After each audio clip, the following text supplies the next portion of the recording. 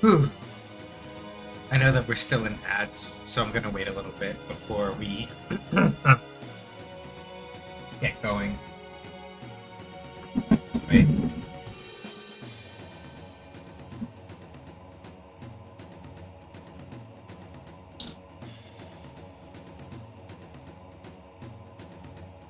It's a very strange thing on account of Hi Cosmo. Hi everybody. Happy Wednesday. I hope it's been restful and or productive for y'all. Um 50-50 for me. There's stuff I've definitely been getting done.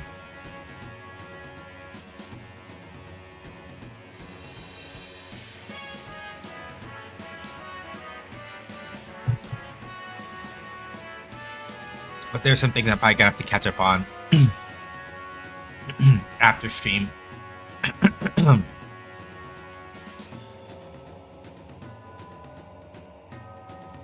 But in the overall, I'd say we're good. I will beg pardon.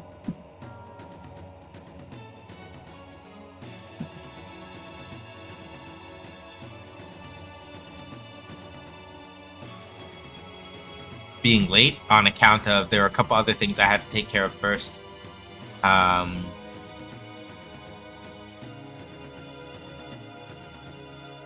Before getting started.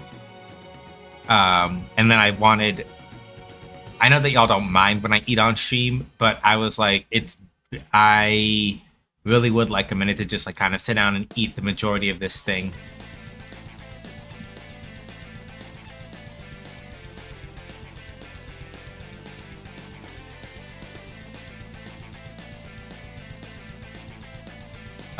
So we've got the fries left, and that's about it. Also, I didn't realize that it has been raining.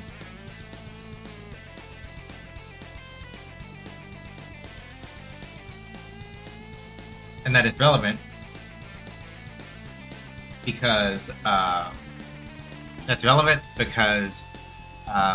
geez, I didn't realize that it was raining, which means that it's muggier, which means it's hotter up here, which means I really should have had the fan going. And so I am now.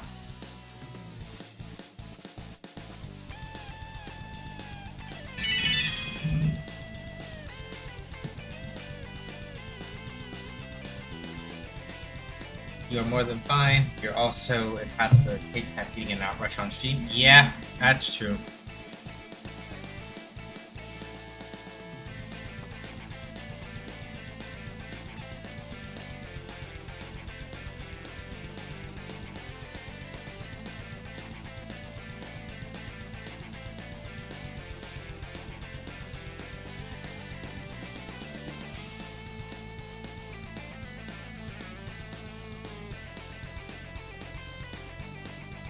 Alright. So, let's get into it since I know I'm alright, but I'm just saying, since I'm late, let's get it. I acknowledge that I am alright and that this is my right and that it is my stream and that these things are okay. But also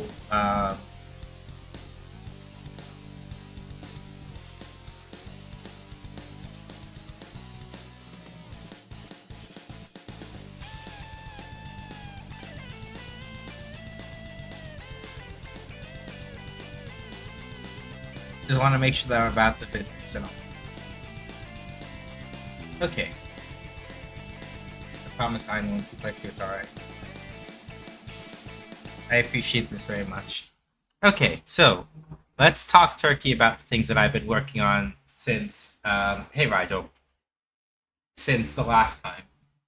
It's not Shoot Lancer, because the Shoot Lancer we have some other things I need to work out in the background before I can really like get back to digging in on it. Oh, damn it. I forgot that this is the show. Until I do the equivalent of like jiggling the wire in the back a little bit. Hold on a second.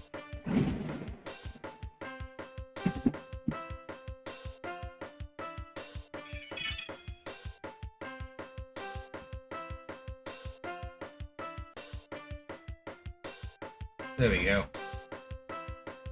Alright, try this again.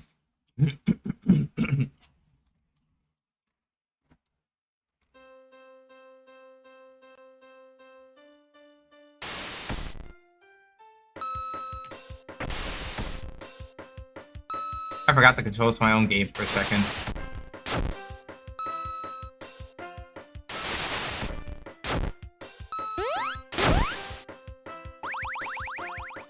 So, we've got the basics of everything down, by and large. I got the health point system back in. We have jumping and sounds and a bunch of other stuff that I was working on since the last time. The only thing is that,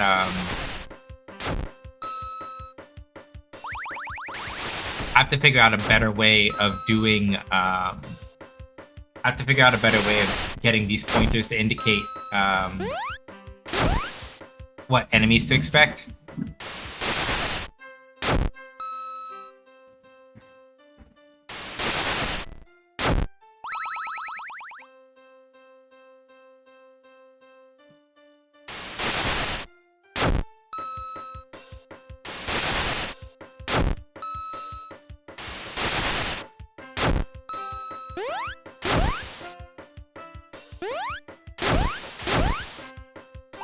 And this is why I said this is a small game, because basically the idea is that the enemies will gradually spawn faster and all that other stuff, but basically, essentially, you are just,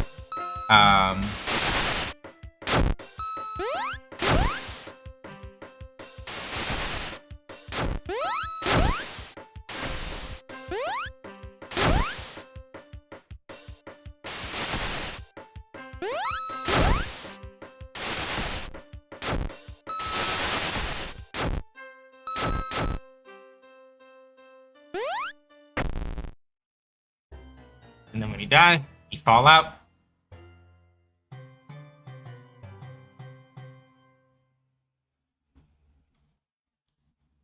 And this is what you see. Quit takes you back to the title screen, and then you go from there.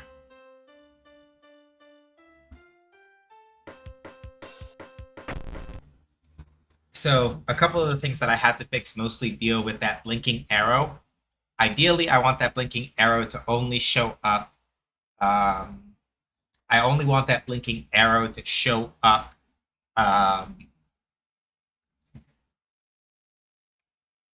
for a little bit before the spawning happens, and then it needs to actually turn off. Which, right now, for whatever reason, it's not doing, which is annoying.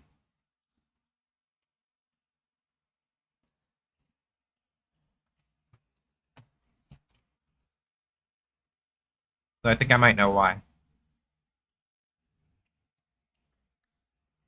And once I have this sorted out, the next thing I'm going to do is get the next enemy type.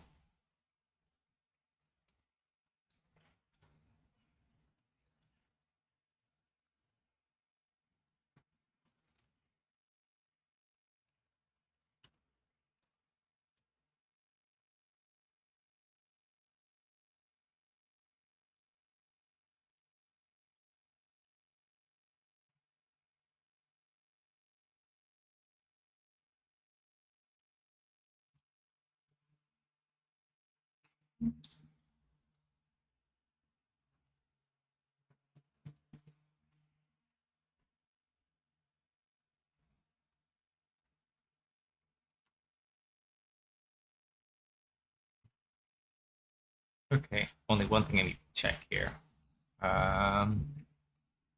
Let's go over to the spawn point code. Pointer warnings over here, and player goes over here, and the reset is that. Good. Okay, let's see if that fixes that issue, because that solves one problem. It just doesn't solve the other problem, which is that the blinker for the other spawn point needs to also be positioned at the correct spot.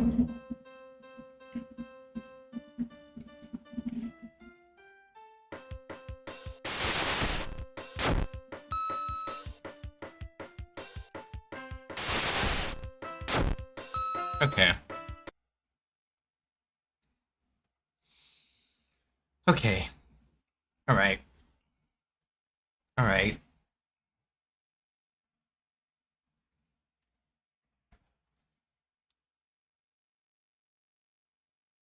Now you're just being a pain to be a pain.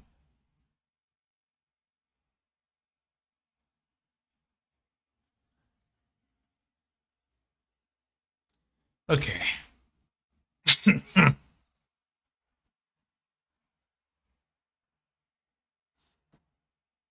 So first things first, I have to figure out how to get these darn things to show up at the right spot.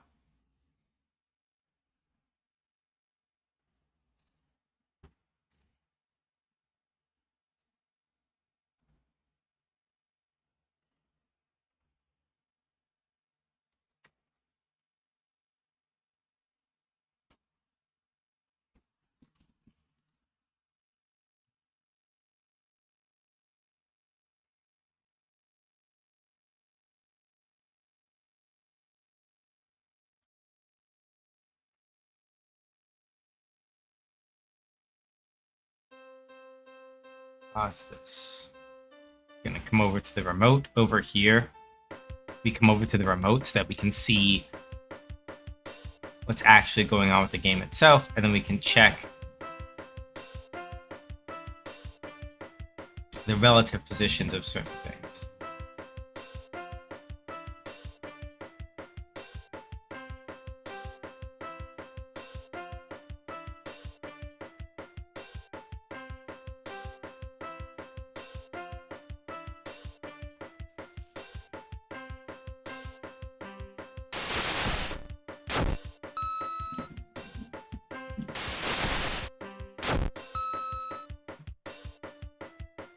Okay, good.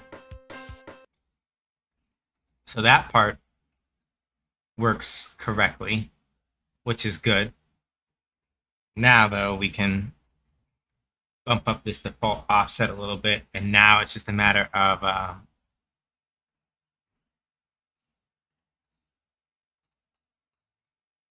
damn it. No wonder it wasn't doing that.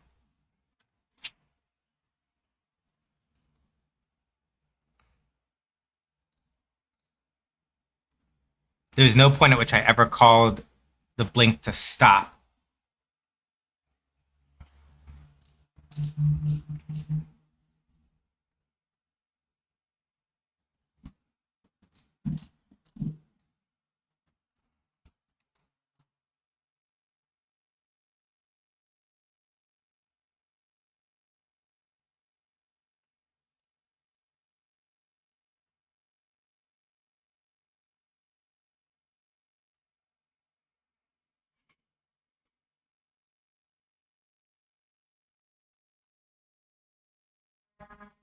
Or no, it's because I never did. Damn it, me. So, reasons why you should not program while you're tired. Let me zoom in so y'all can see. So, if you'll notice, right, warning timer.timeout. When this timer is done for the warning, aka the warning for when an enemy is going to spawn, what do you think here is off? If the idea is that the arrow is blinking when the spawn happens and then it stops blinking when it stops, can I interest you in a rip it?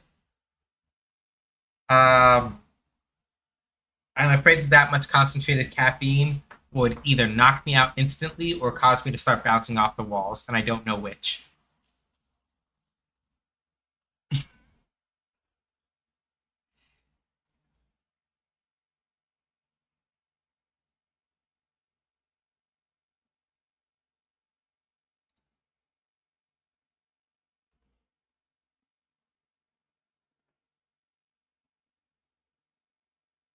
Exactly. Because in my infinite wisdom, when I was the last time I was programming this, I did start blink instead of stop blink. So of course it's going to keep doing it because it's looping. Probably put you to sleep. It's basically. uh,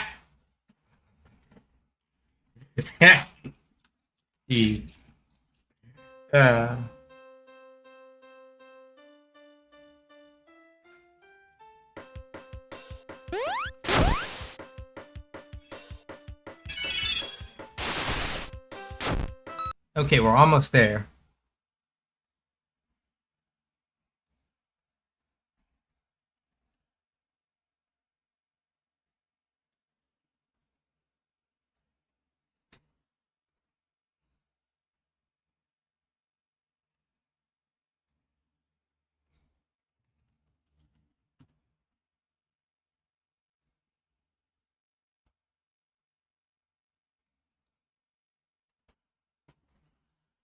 I am proud that I figured that out.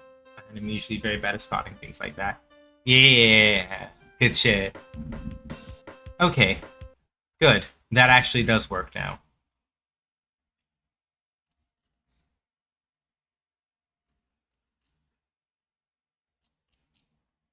Okay.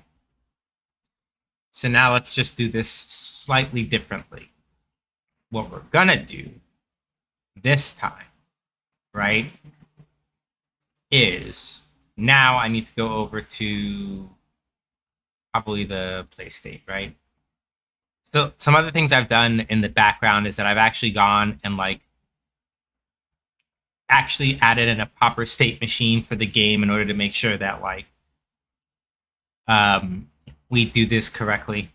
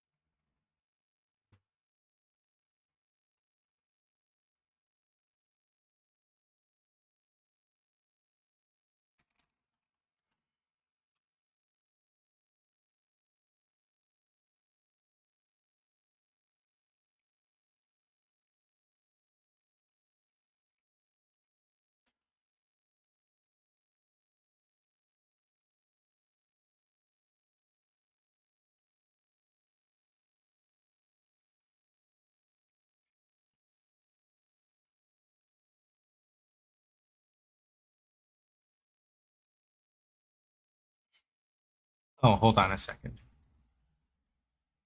Hold on. Hold on. I've got an even better idea. I've got an even better idea because I might just be a genius.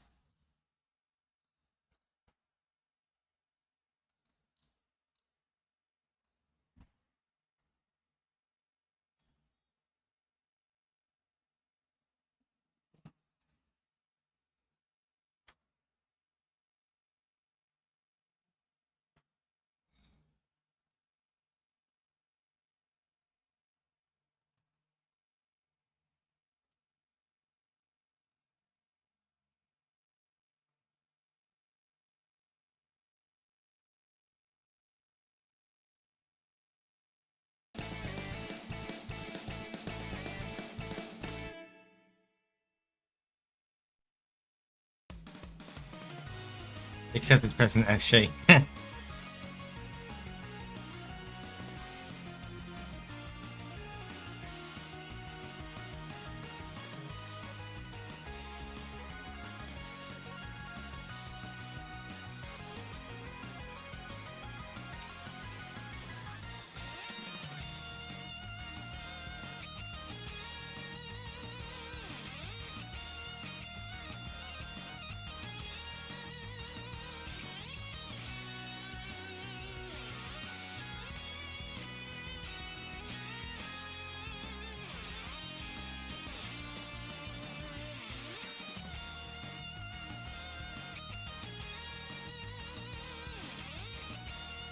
Let me just make sure that we can also do.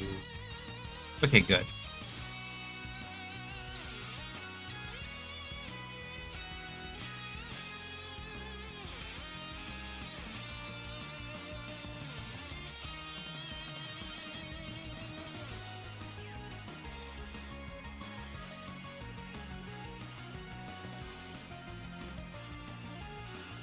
Okay.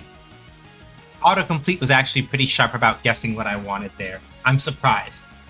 Um, for the context, autocomplete or whatever the heck it is actually did guess that I was going to want to go through each timer in the game manager ref. It guessed. It's pretty good at that. So I'll give it that. That was a pretty good guess.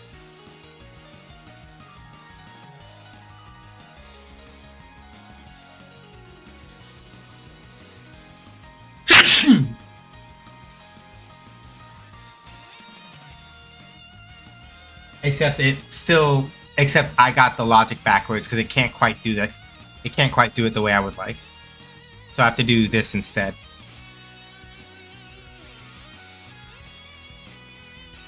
it jumped a little bit ahead of what I actually had to do after all. So sorry, I gotta get on like an anti-gen AI bucket for a second, even though so far as I can tell.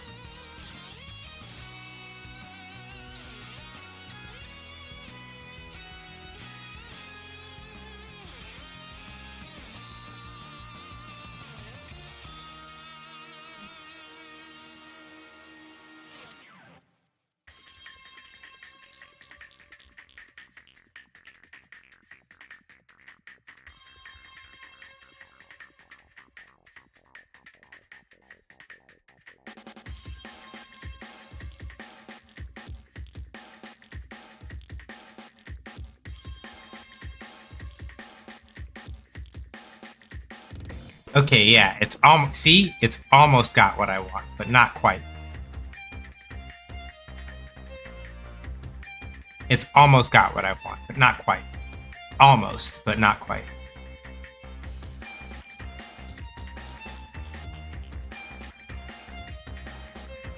And remember, essentially speaking, if you're talking about like generative AI, it basically just does this stuff on a larger scale. It is making guesses at what it thinks is the most contextually accurate thing to be doing depending on the situation.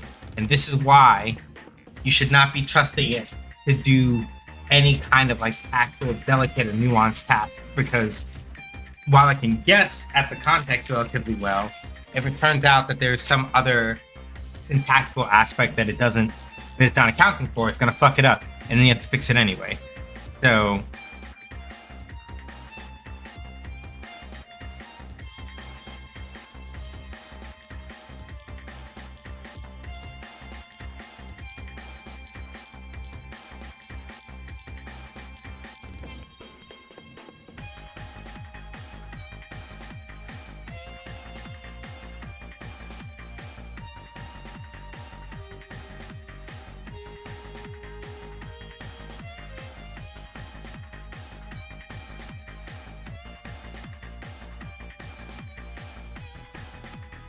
I need to split this actually.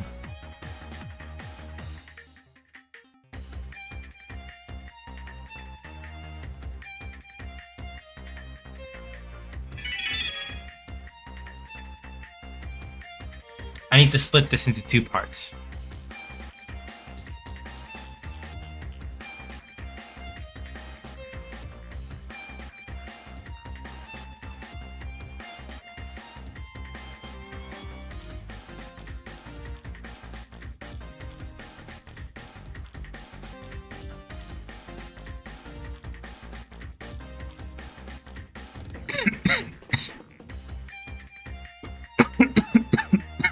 And you're gonna see what I mean in a second.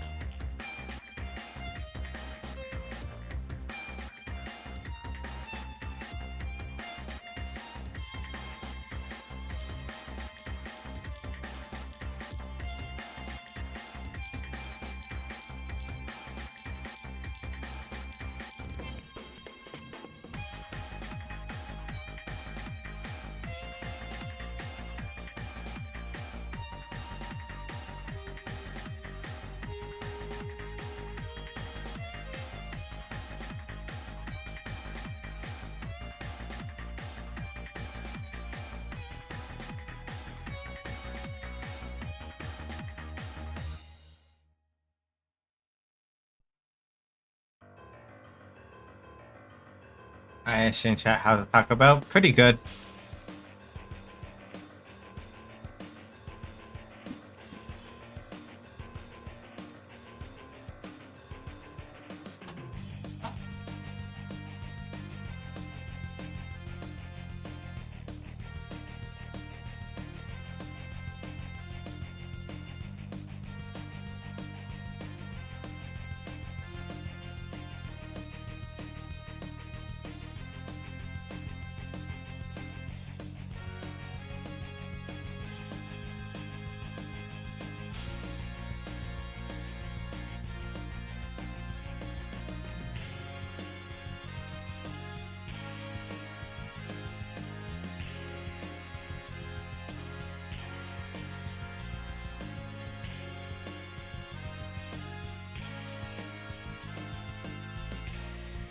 Give me 1 second. I'm trying to remember a thing.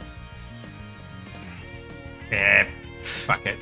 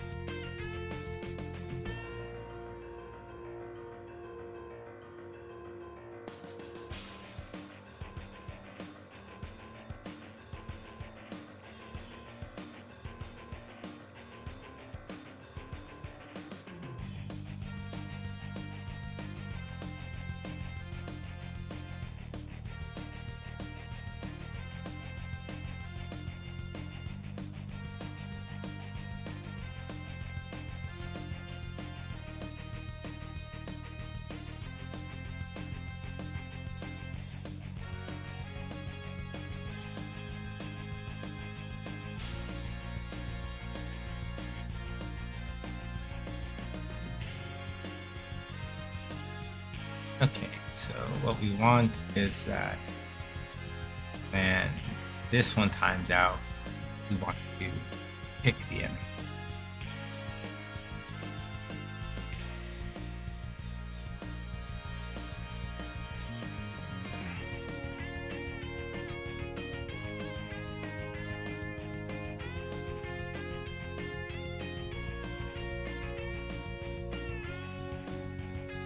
And over here, we're going to do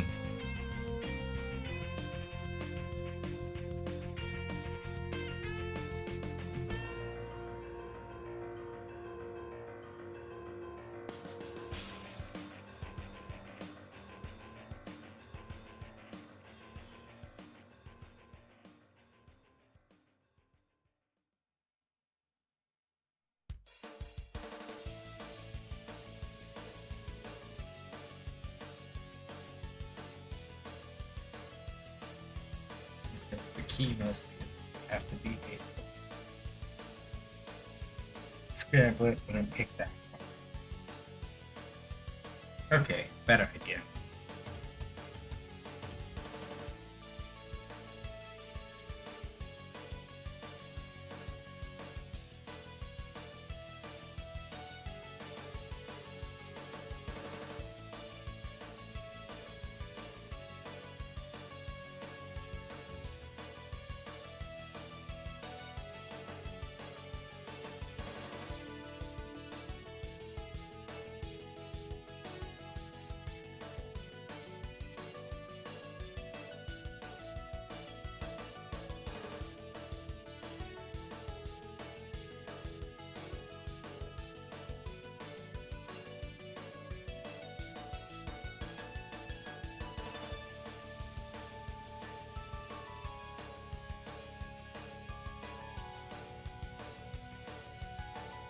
And this is why I was careful to split this.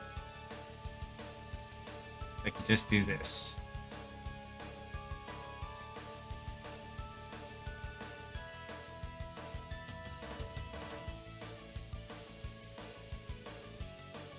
Because now what happens is that, so what we're doing right now is that we're splitting this functionality into two different functions. One where we pick,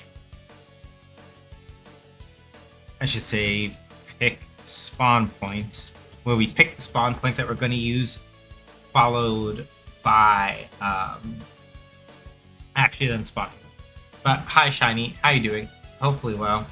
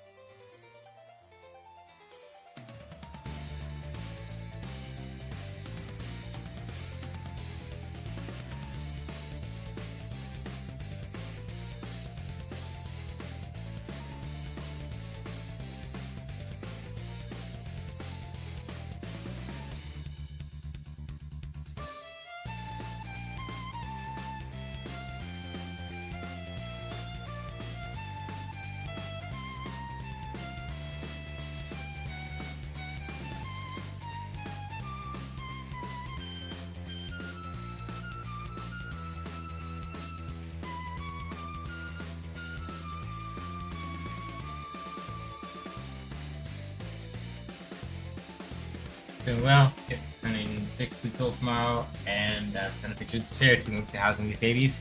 Yay! Yeah!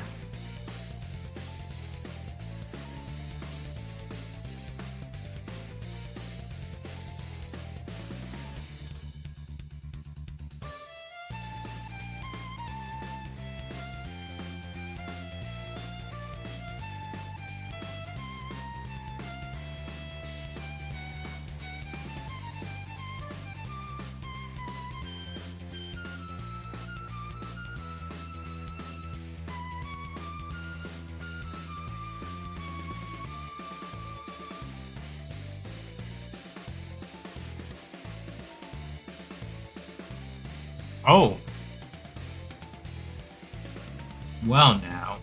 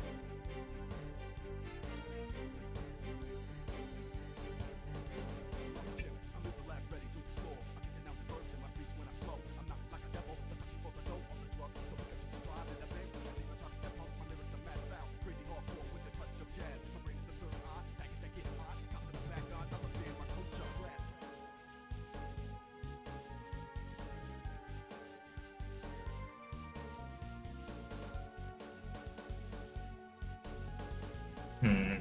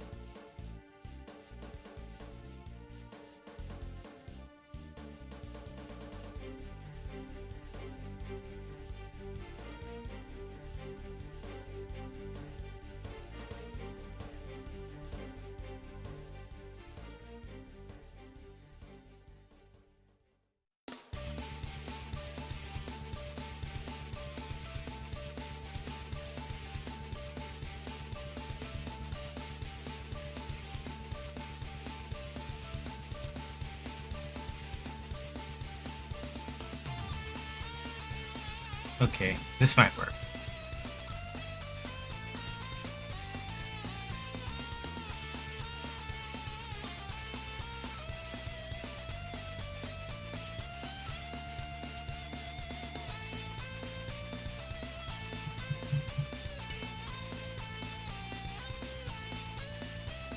Alright. Either I just broke this horribly, or I'm a genius and it worked amazingly. We're gonna have to see. It's going to be sad too, because I love taking care of these kittens. They're sweet, fun to play with, and quick to learn.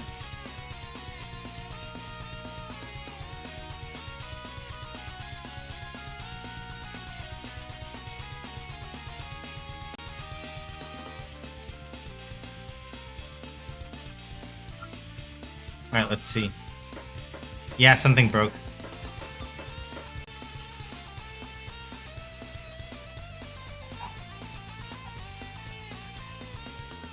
Oh yeah, I should make sure that... I should make sure that I initialize that first. It's very important.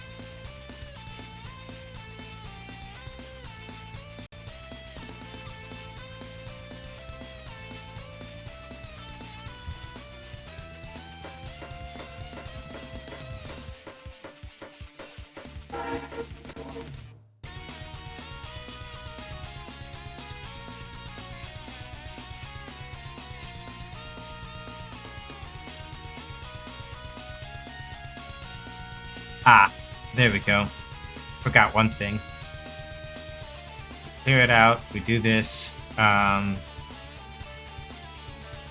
start the spawn delay timer.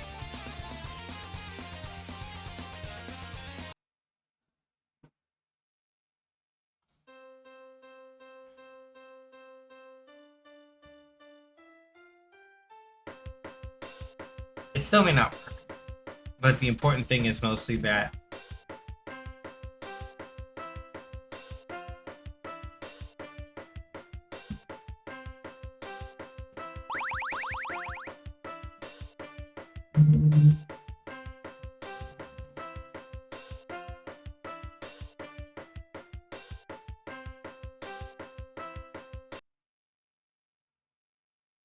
okay, so let's see here.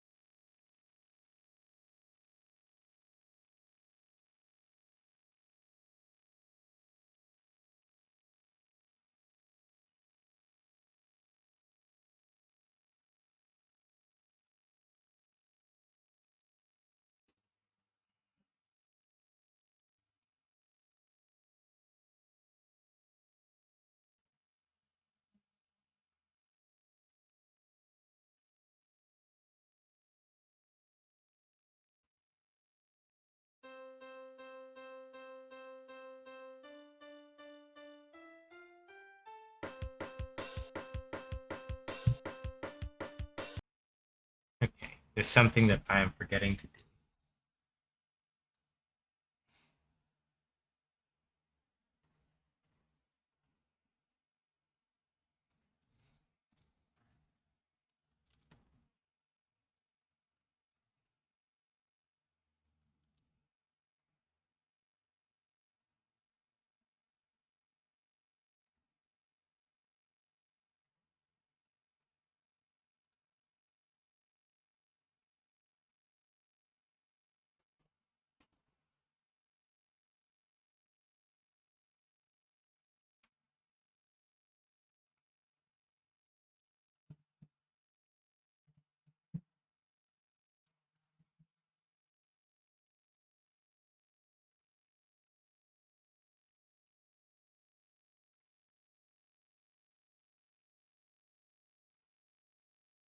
Okay, so let's see here.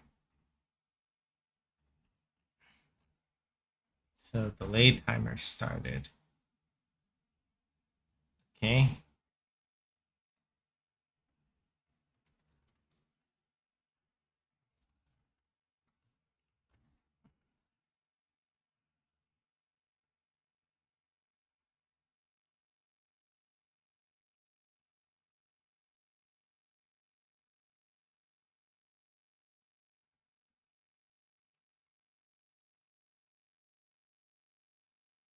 All right.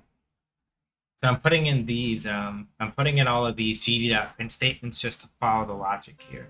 Because the timers are going off, but nothing's happening.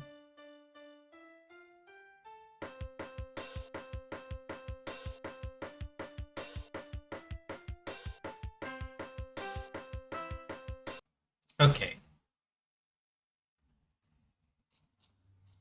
check this again.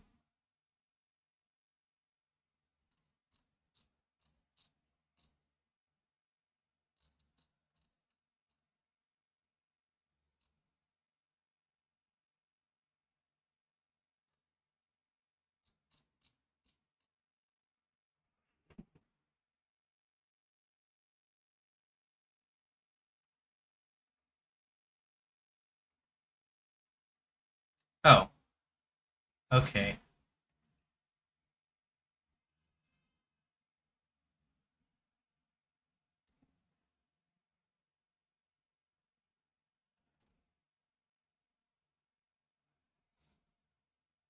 Okay, then there's something that I've messed up here. Let me think about this very carefully.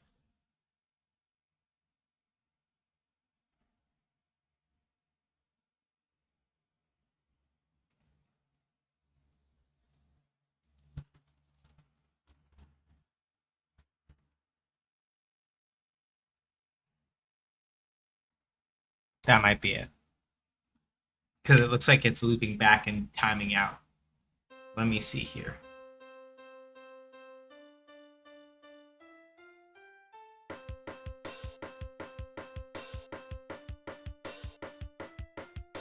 Nope, not quite. So something here is a little off.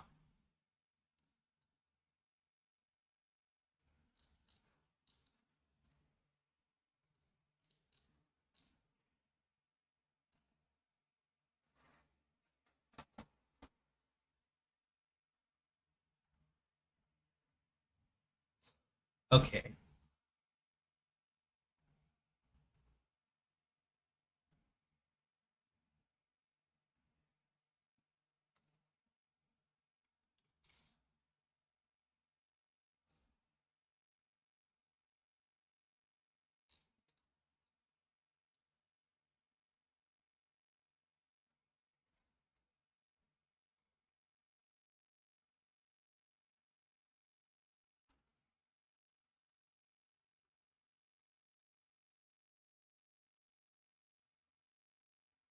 Let me make sure of one thing, I guess.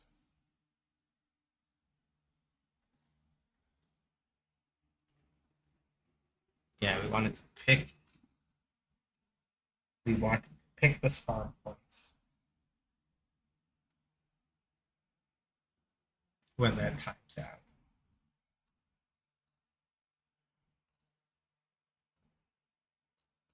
And then the delay timer starts. When the delay timer is finished.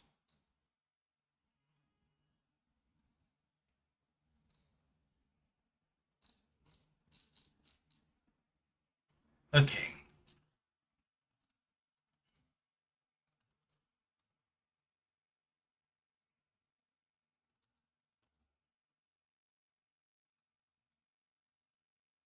Let's do it like this because this will keep it a little bit less ambiguous.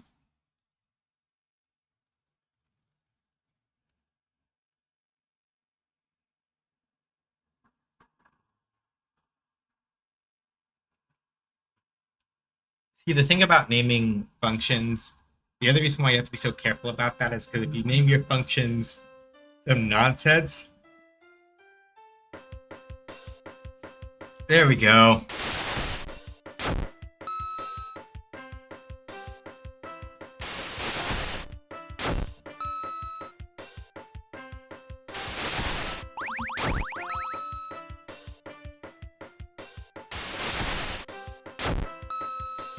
Now, the only thing we need to do is get the blinking working.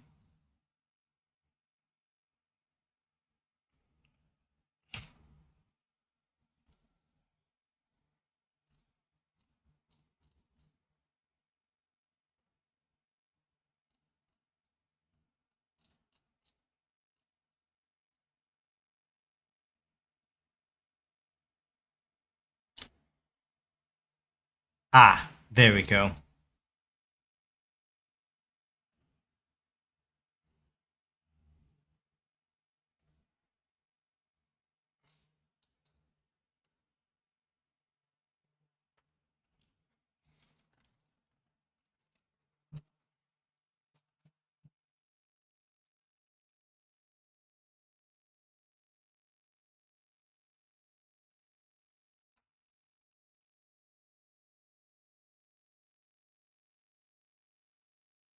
Yeah, because this, yeah, it's only getting used right there. Okay, that's better.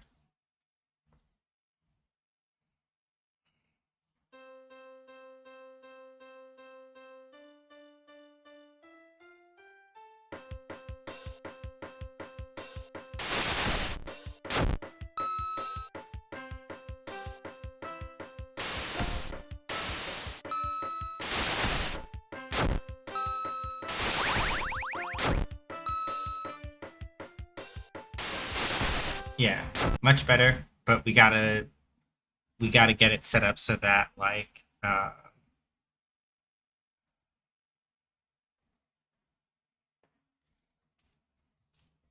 we gotta get it set up so that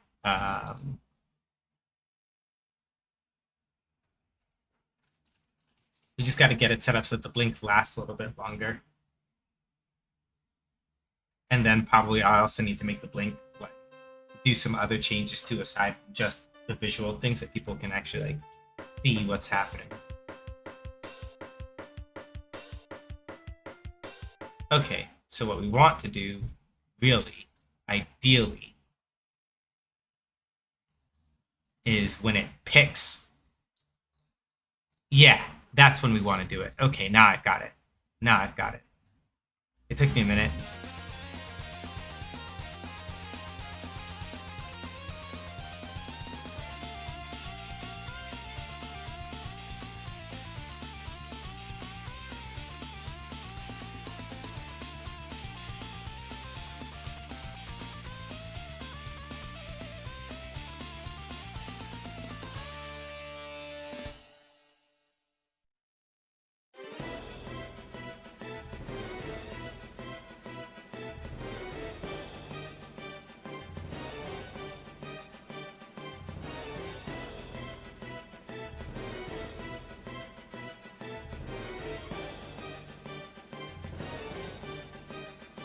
It took me a minute to actually catch the rest of the logic.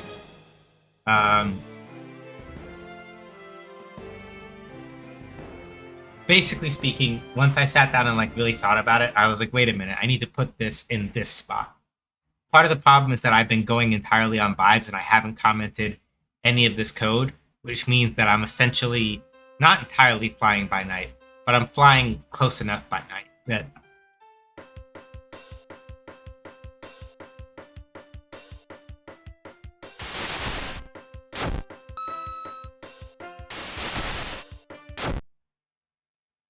yeah, there we go.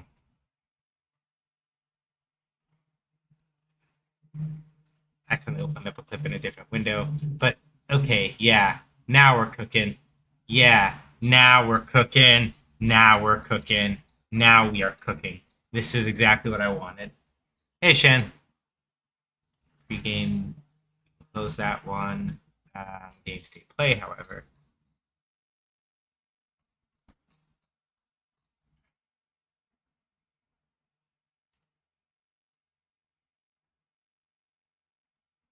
We want to do this, and then we're gonna. No, I'm not signing up for GitHub Copilot. You can eat the entirety of my ass. Okay, let me focus here for a second. We want come back over here. I want to see if I can get my CCNA cert and get some networking on since I'm about more GitHub.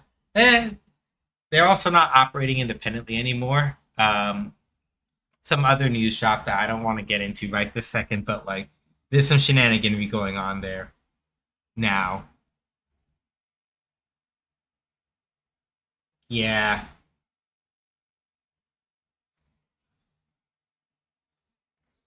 yeah, they totally beefed it. So it's like, all right, y'all ain't have to do this, but oh, okay, okay, y'all did it anyway. Sure, that's cool.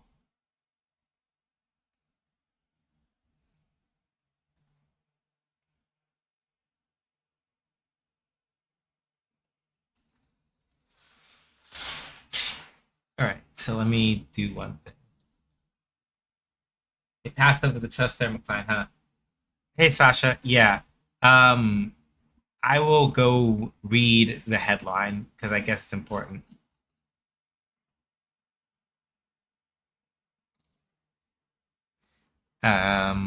Doko, the fuck was it?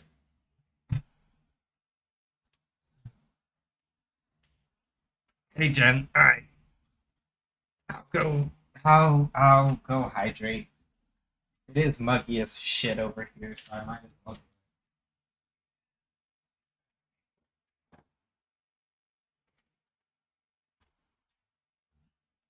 Essentially speaking, as I understand it, while I go find this headline. How you doing, Jen? Hopefully well. How are you doing, Sasha? Hopefully well. Good to see the both of you.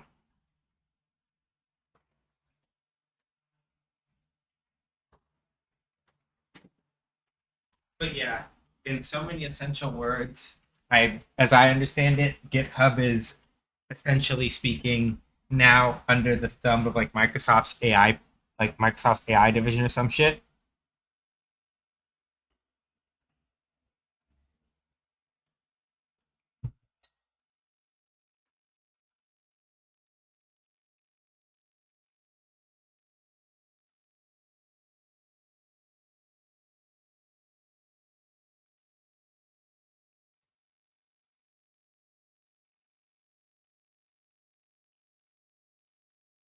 Okay, here we go. Microsoft is moving GitHub even more closely into its core AI team following the resignation of GitHub CEO Thomas Domke today. After nearly 4 years as CEO, he is leaving GitHub to become a startup founder again and pursue opportunities outside of Microsoft and GitHub. Here,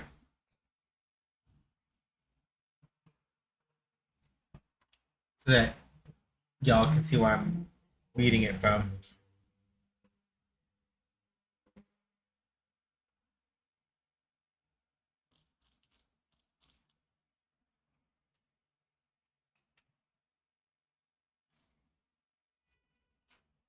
Yeah, it's not great. So Shootlancer uses Bitbucket, but like I know that Atlassian also already has its own nonsense going on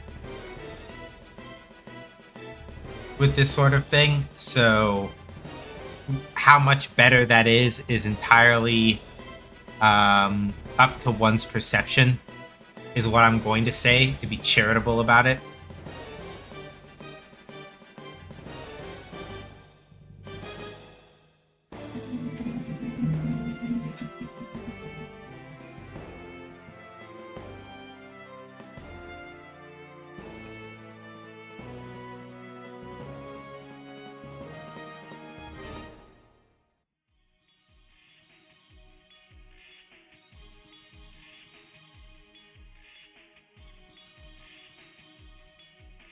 All right, let's not do it as visible action. I think that this will actually serve us much better. So, in layman's terms, what does this mean?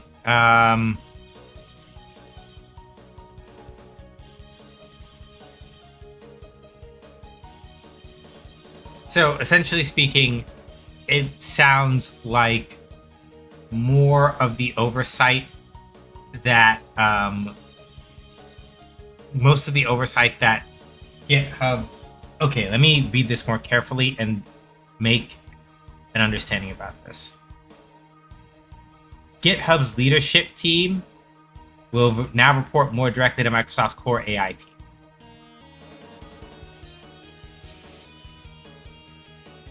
Responsibility for GitHub will align more closely. Today's change means that GitHub no longer has a single leader and or CEO. So there's a correction that went out because this article is a couple days old. Specifically, GitHub was already part of Microsoft's core AI team. That was already a thing. And it makes sense because GitHub Copilot is also a thing. So GitHub was already part of core AI, but now specifically is that the leadership of the team is no longer under a single CEO, and by proxy, GitHub and the rest of GitHub's leadership team is now more directly reporting to the core AI team. It was already there and is already doing that. That was already a thing that was happening. It's just that now it's a little more explicit insofar as like, oh yeah, no, like for real, Like,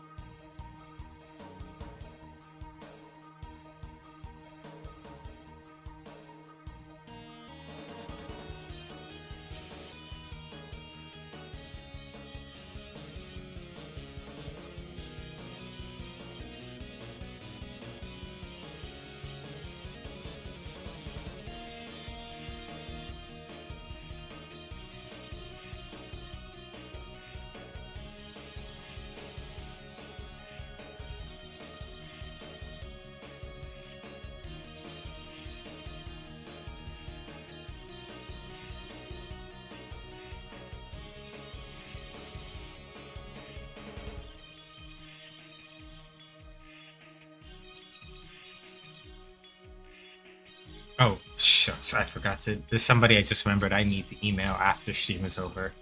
I really got to do that. Damn it. Me.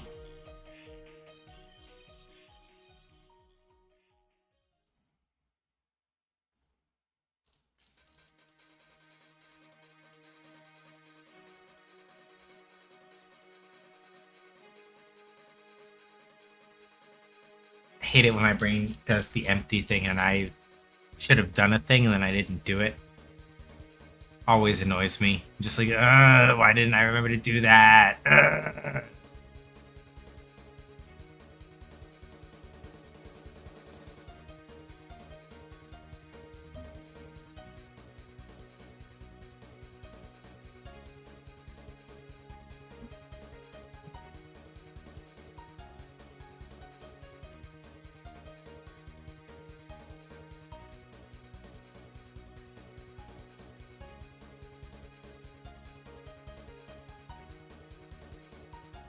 Yeah, I know, but it's also important, and I already had the information written down. So it's one of those things where it's like I really meant to send that much earlier, and I'm just like, oi.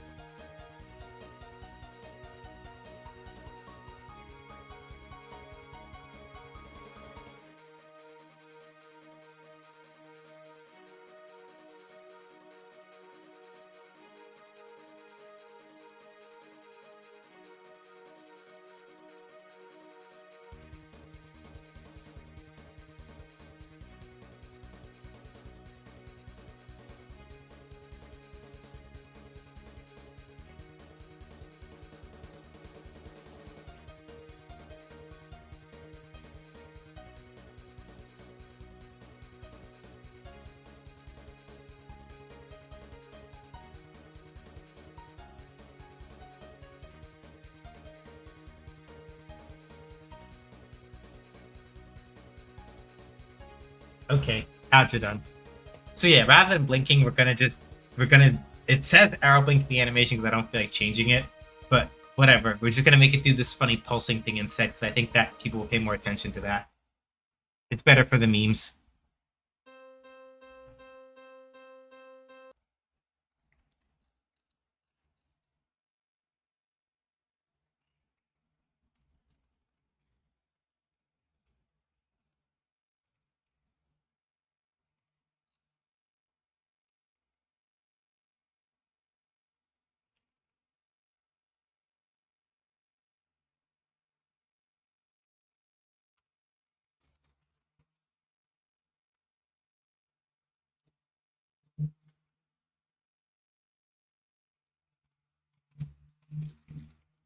There we go.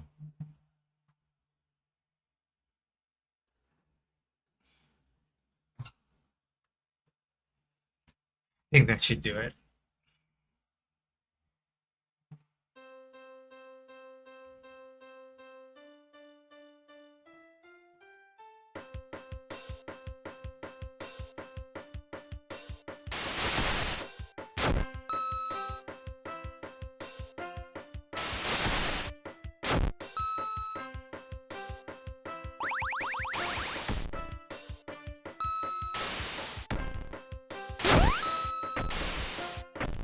What is this cute little creature? Oh my god.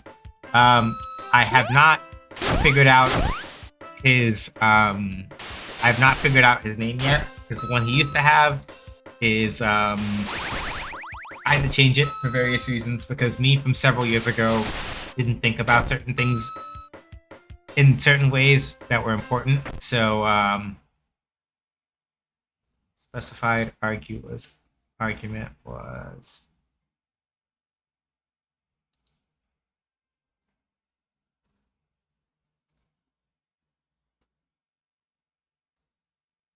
I should do.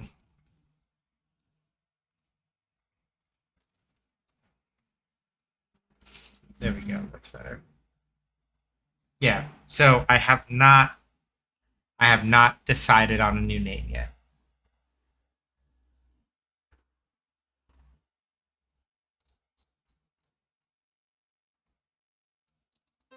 I have to find something that has a sound that I like very similar to the old name.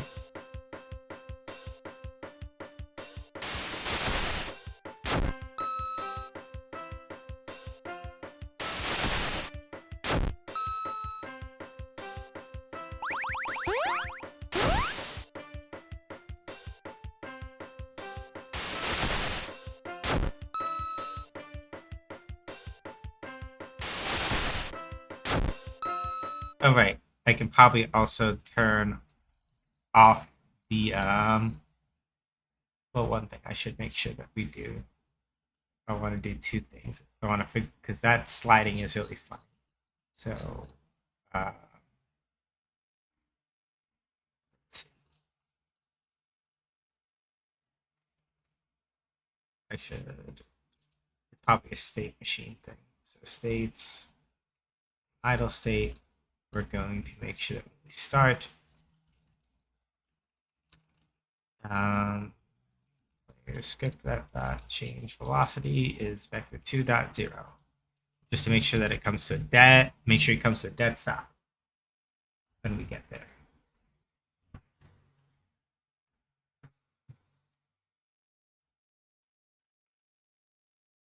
Oh my gosh, hush, you're fine. Let's see here.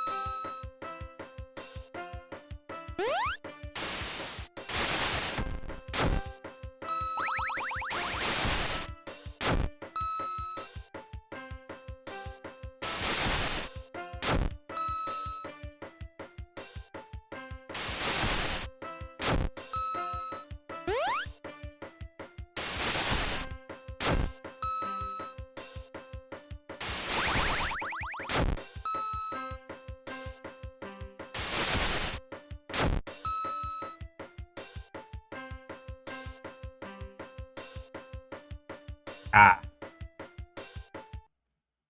so it does hit the point where it starts doing two at the same time, but then then they never actually spawn. All right, which is what I was worried about. Okay, so let's see here. This would be game state play. Okay, two spawns set.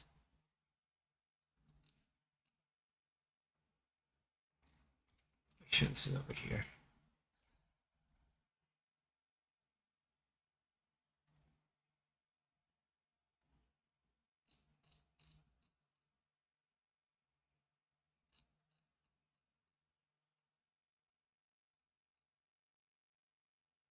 Okay, that's what I thought.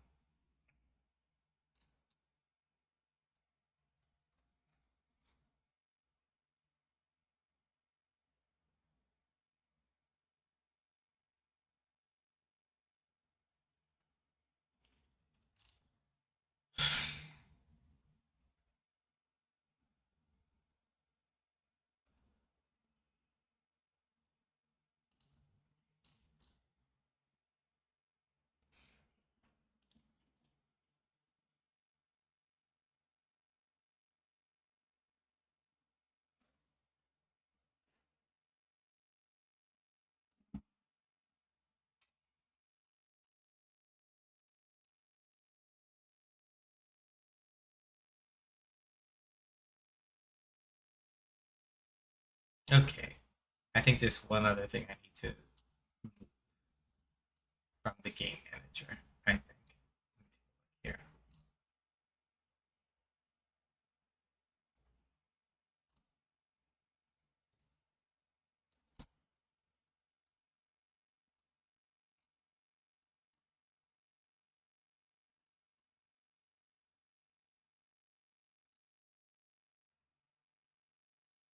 Yeah, because it seems that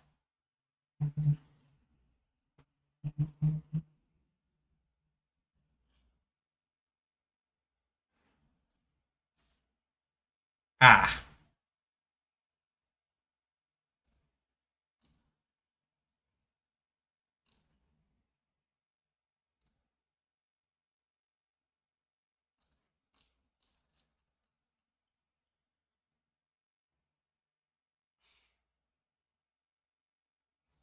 I see, I see. Nyaruhodo. Meow, I understand. So basically, I think I've created a chain of dependencies as far as the timers are concerned, where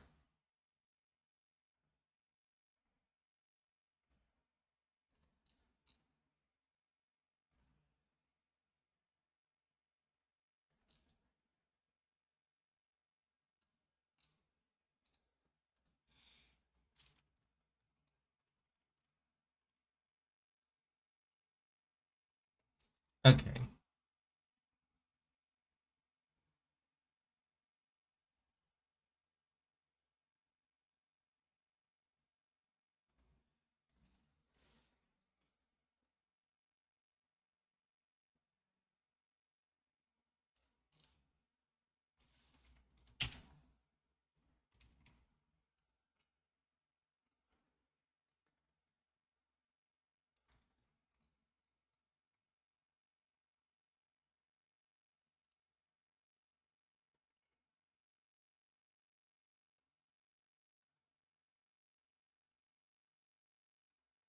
yeah, I might have set up these timers to chain themselves in a way that is not actually nearly as neat as I would like.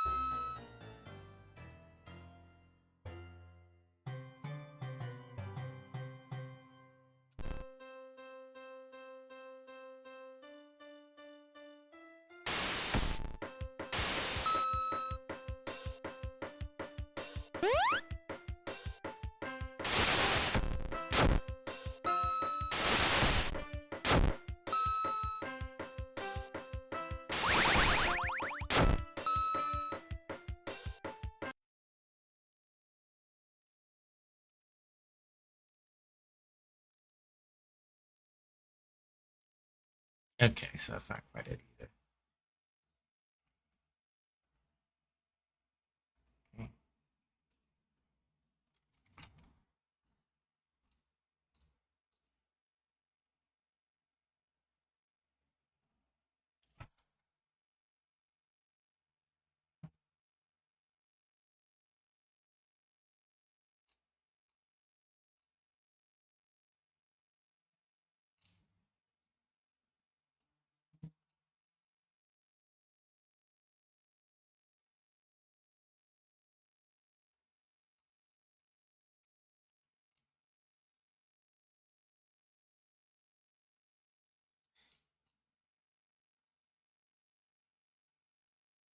Yeah, let's roll it back.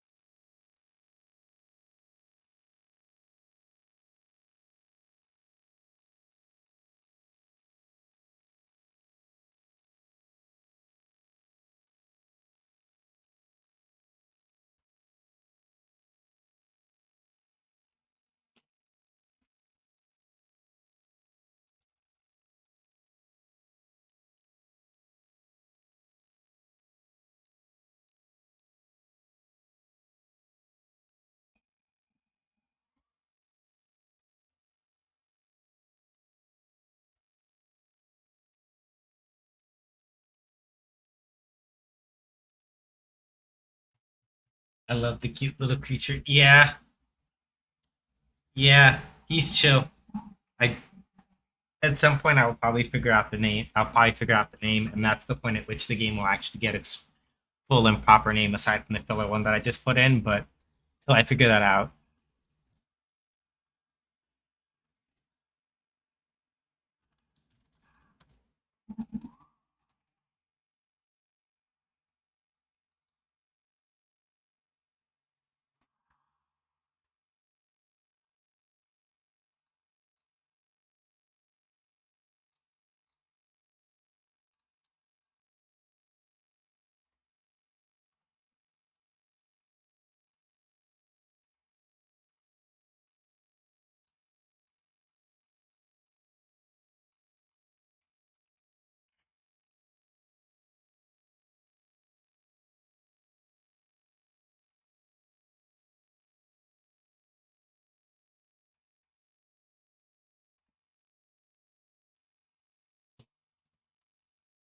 Okay, I'm missing something.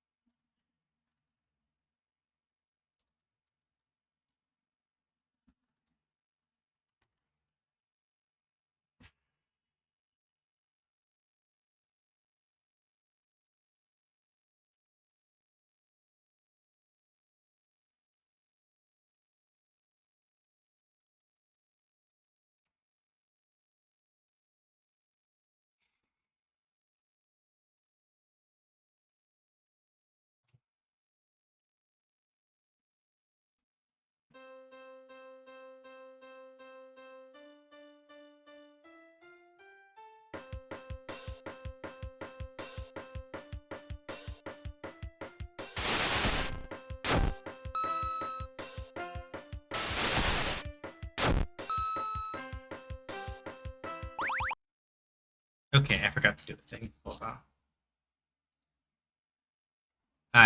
I got rid of the for each by accident. Silly me. Okay, so for each.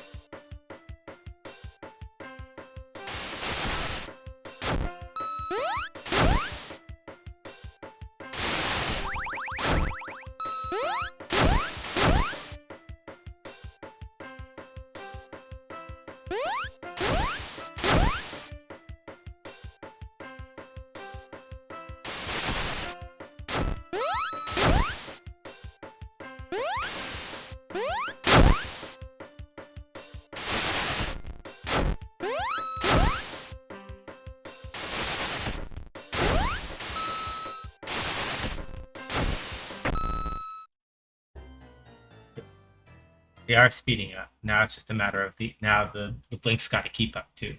So let's see here.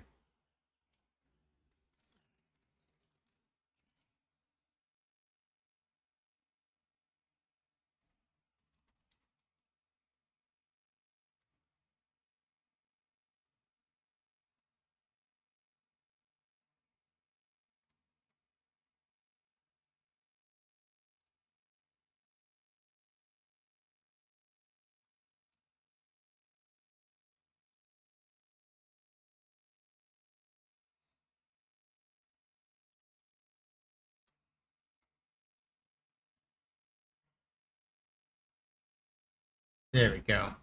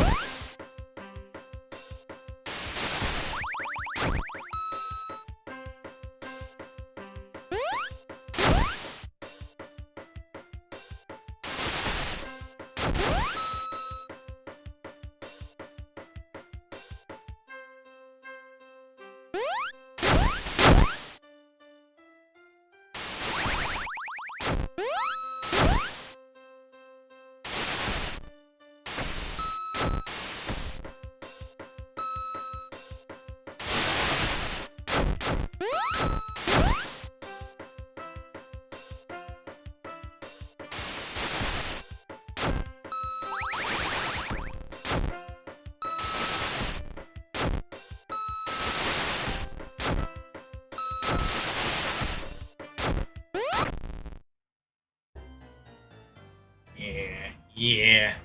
This is working the way it should now, I think.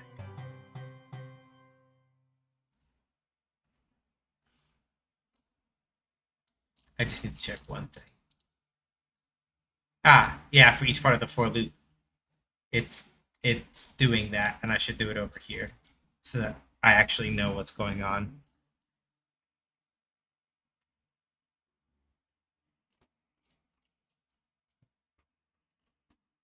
Then we don't need that.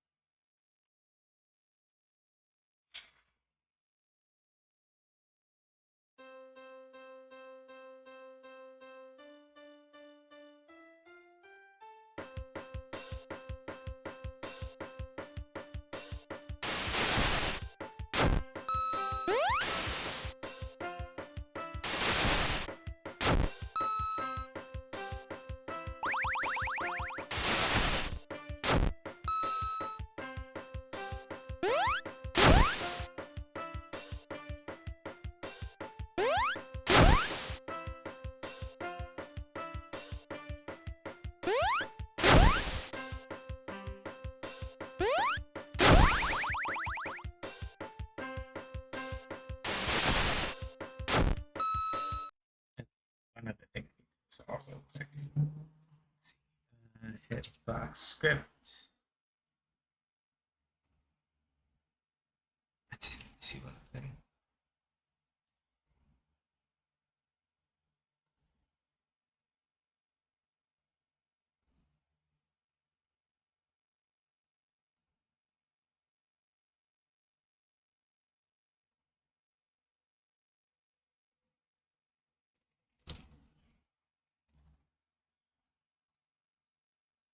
Okay, no, then it's the player hitbox. I need to evaluate. Okay.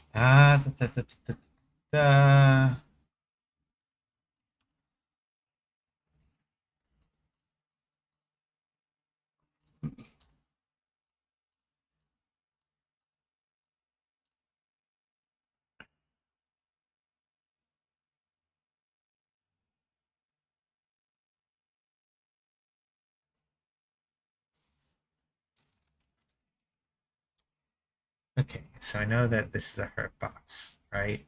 Which means that if it's an enemy script. I need to see the blockhead. Actually, so block. So, upper hurt box. Okay.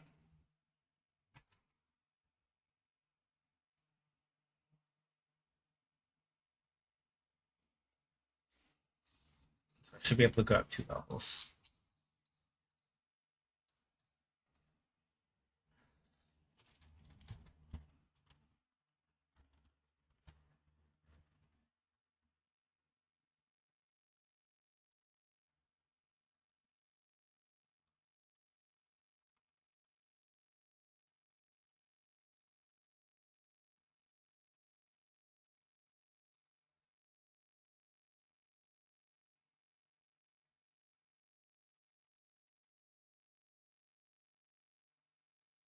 So this is because I know for a fact that like the way this is constructed, it's gonna hit one of these, right?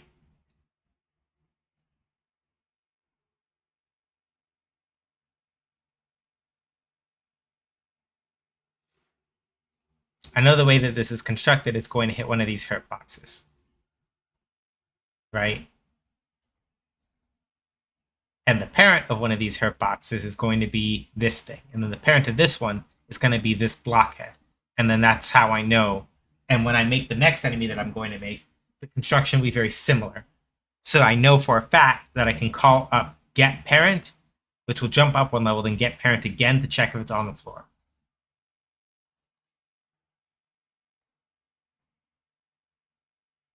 Alternatively, another thing I could do is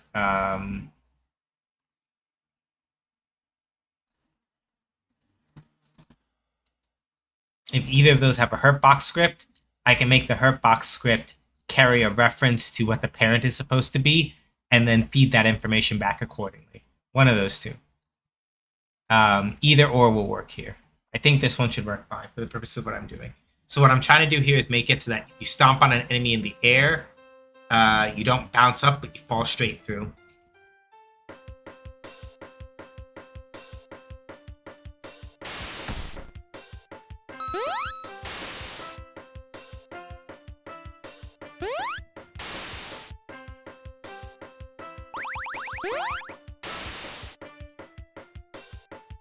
And that does work, as you see, right? You do in fact just kind of like crush straight through them. We just don't have a sound effect now, which is fine. So now this is what we want to do.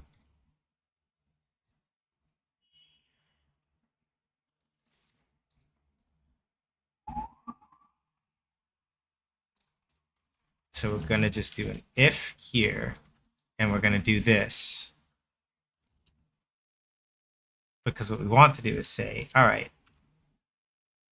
if we are stomping on something on the ground, then we do all of the other stuff where we bounce up and do all of that other stuff. Right? Because the only thing that this should be able to like actually make contact with are hitboxes. So now what happens when we stomp is that we stomp straight through. If an enemy is on the ground, we'll stomp straight through them.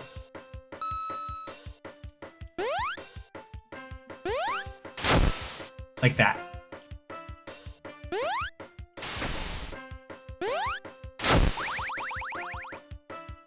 And this also prevents us, I think this will probably also prevent the issue where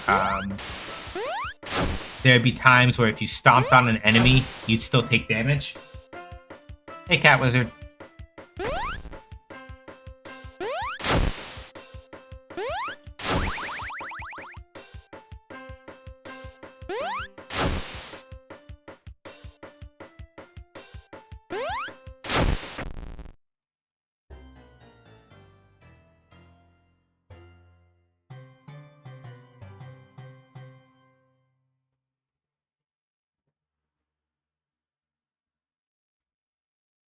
Okay. But all that works the way that I would like it. So.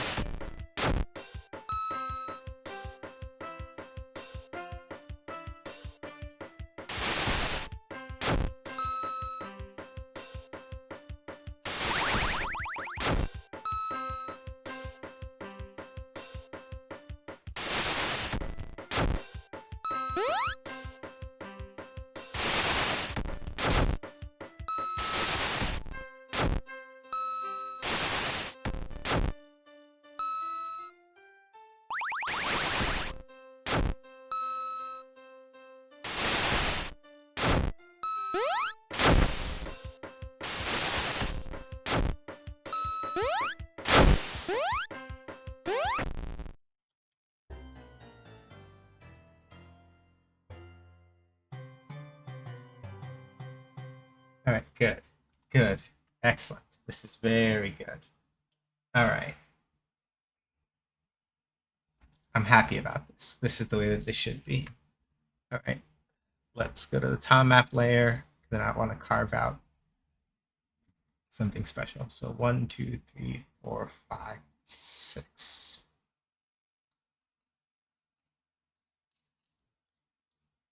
So 1, so 1, 2, 3, 4. Here. Mm-hmm. Actually, wait. I should do this differently. 1, 2, 3, fourth one. 1, 2, 3, fourth one. Punch a hole. And then we're just going to do one right here, one right here.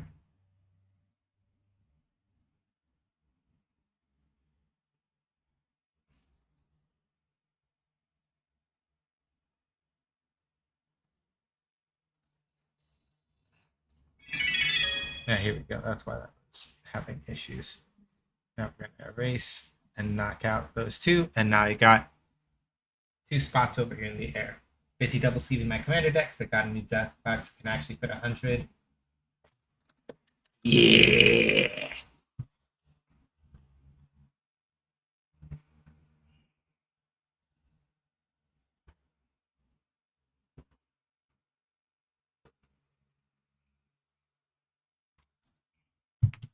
All right. So now that we punch those things out, good. All right. So now we punch those things out. Pick a spawn point. Whoops. Hey, buddy, you're not supposed to move. I would like you to be very happy staying exactly where you are. All right, cool. So now that we punch those holes out here, now we can do 2 more spawn points.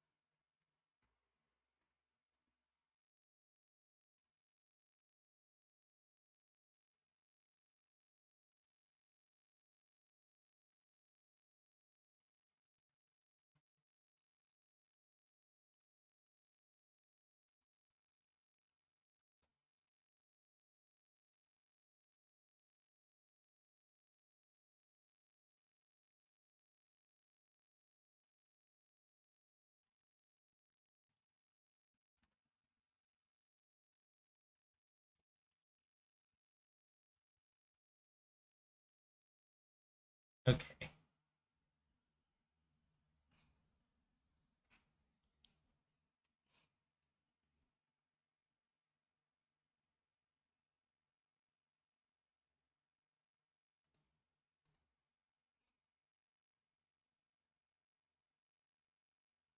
And now all I really have to do is, if I've done this correctly, and I think I have, I come back over to the level, all I really need to do is that for the spawn points here,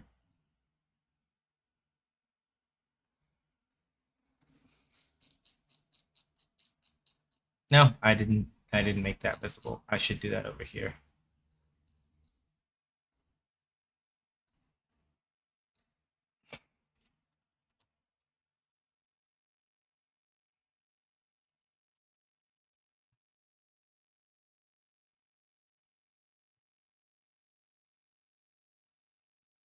Because for these two, I'm going to want this to be 0, and I want it to be 50. Vertical spawn facing is going to be... Vertical spawn facing is going to be 1.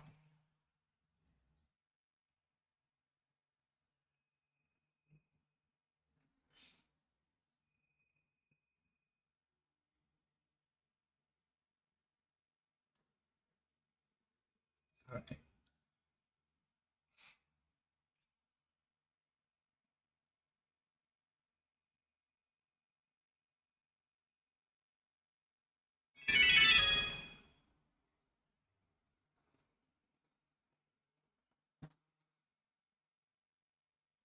Now the only thing we need to do is make sure that this rotates.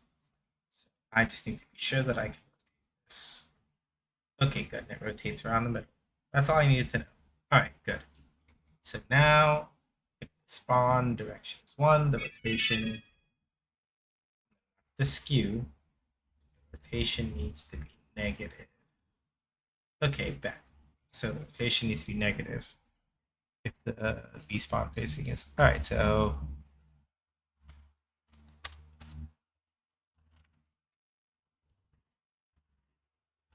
if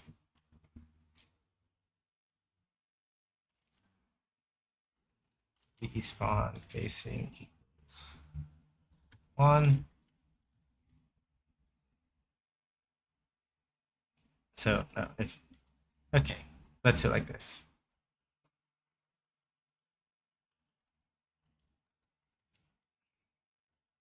If V spawn facing equals 0, then we worry about this. Else, we do this. We'll do arrow sprite dot rotate dot rotate. We should do rotation degrees. All right.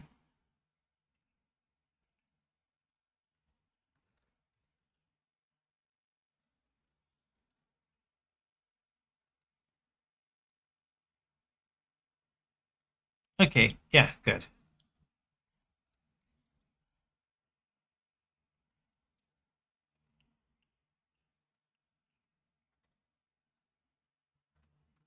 And then that should more or less handle that.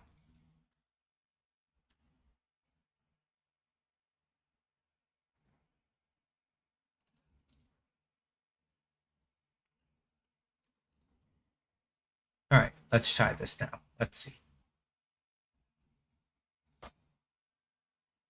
Because either I'm a genius or this went horribly. I don't know which. We're going to have to find out.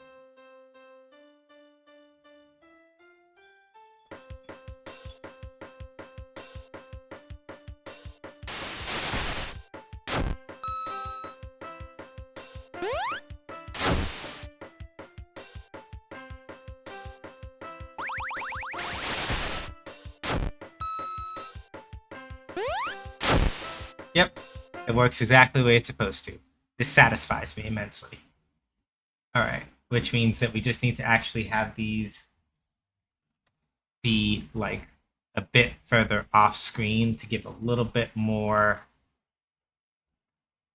to give like a little bit more delay time.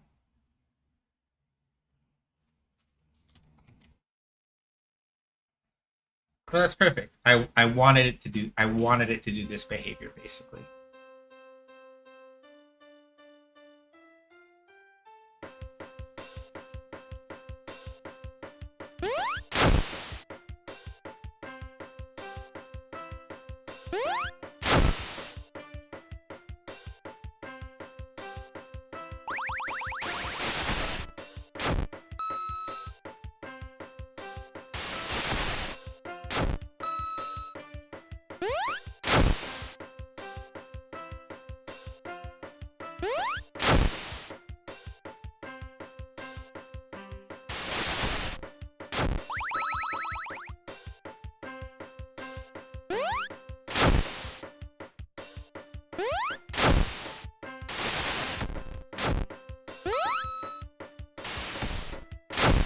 Yes, yes, yes.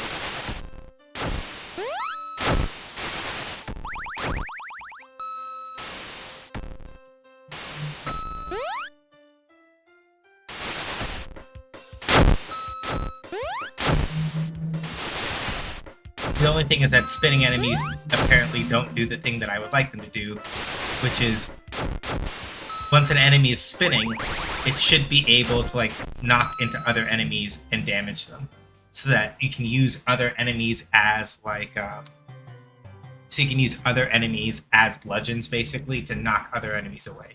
That seems to be the only part that's not working, but it doesn't surprise me because this can be a little bit tricky. So let's see here.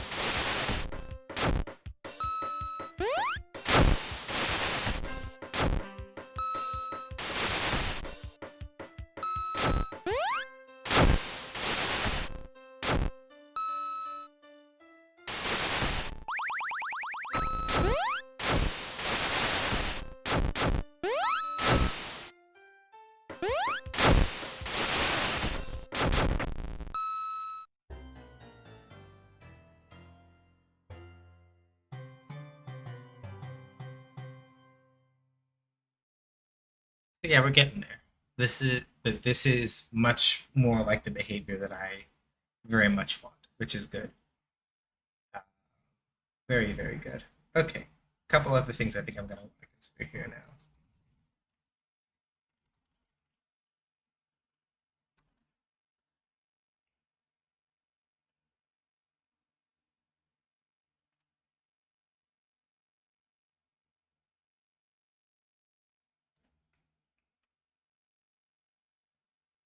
It's good that we have them dropping out of the. It's good that we have them dropping out of the ground.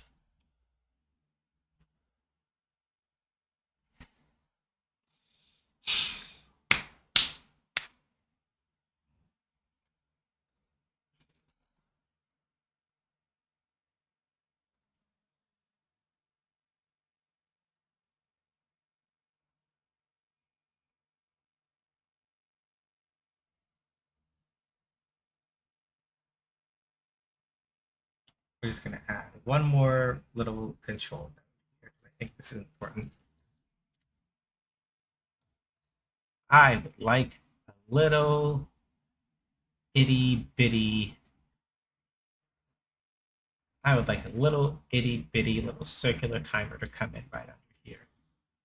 Uh, so we're gonna do multiplier timer control. We're going to add another child node, and that's going to be a texture progress bar. That texture progress bar is going to expand to fill out this whole thing. Do a 9-patch stretch, and we're going to do a clockwise fill. And now I just need to make sure that I have good. max value is 1. Oh, right, I need to make sure this is tinted correctly. So the under is going to be a nice black color. The over is going, no, not the over, rather the progress. The progress section over here is going to be this. Good. And then I just need to make sure that, oh, right, the step needs to be lowered to 0.01. Good. And then this is going to be multiply.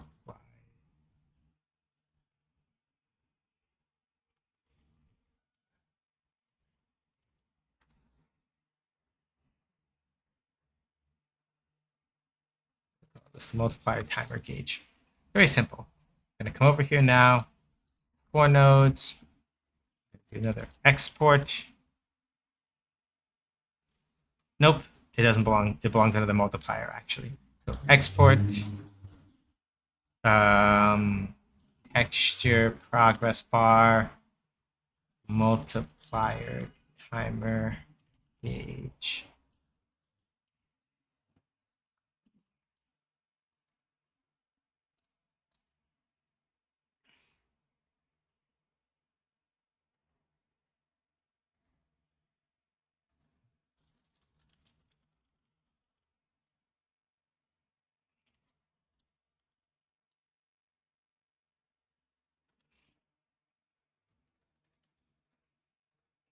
Where's the multiplier timer is the question. Where did I put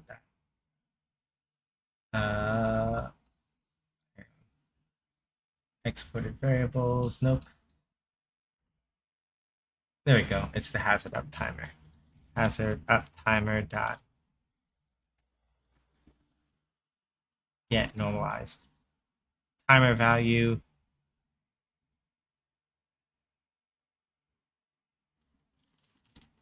True. Oh, I should say dot value. Here we go.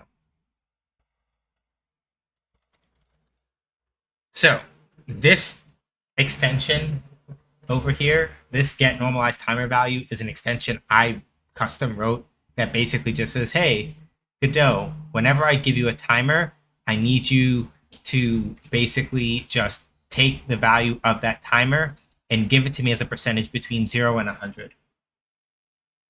So it's one of those things where now the timer will return a normalized value so that I don't have to like worry about having to count correctly all the time.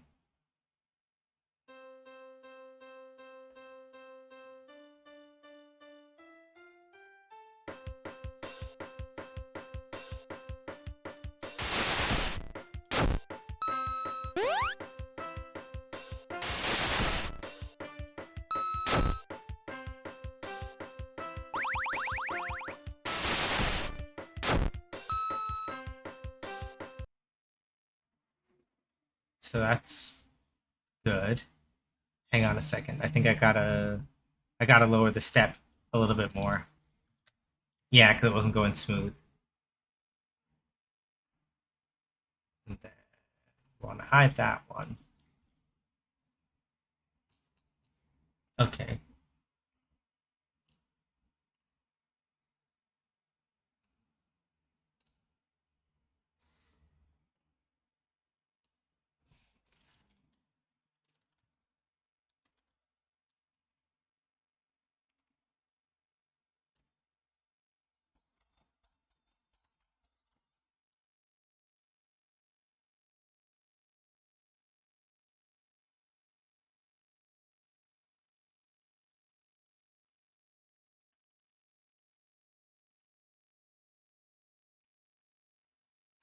Okay.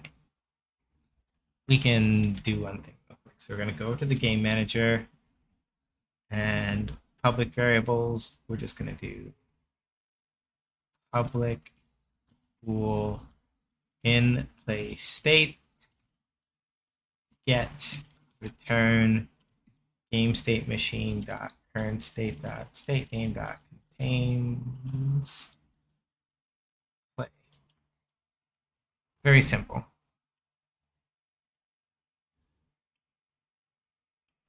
because now we can come over here and say, if the player is connected and the game is currently playing, then we want to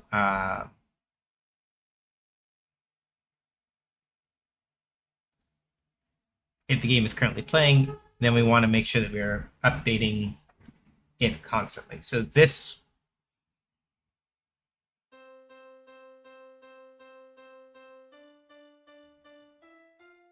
okay, good. I just have to let me see here. Okay, the hazard up timer. Okay, the hazard up timer should not start yet, I don't think.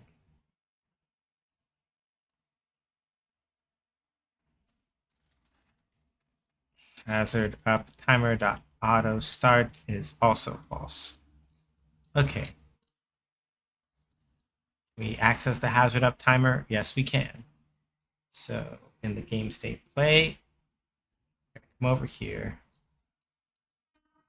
And in the game state play, the first time we're going to do game manager ref dot hazard up timer dot start. Yeah, we don't start it until you actually have entered the play state. And it only happens the first time. That old one was one of those fake leather ones with the magnetic flap and can pull 100 cards. Excellent. Cool. And now the hazard timer doesn't start until the game is actually starting to play. It's exactly what we want. I say hazard here because essentially speaking, the main sort of like focus of this game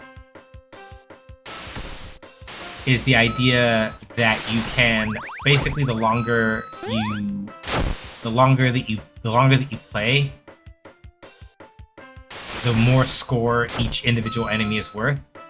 But the flip side to that is that they start to spawn faster and come more aggressively.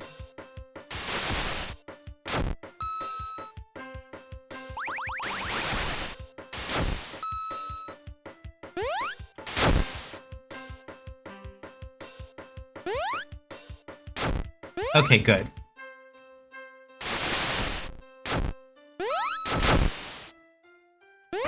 And that part does actually work, which is good. I was worried that it wouldn't.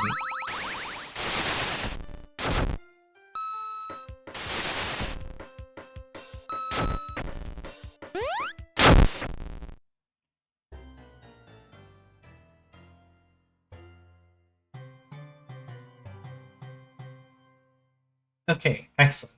Excellent, excellent, excellent. Very good. I am very satisfied with this. This is satisfying.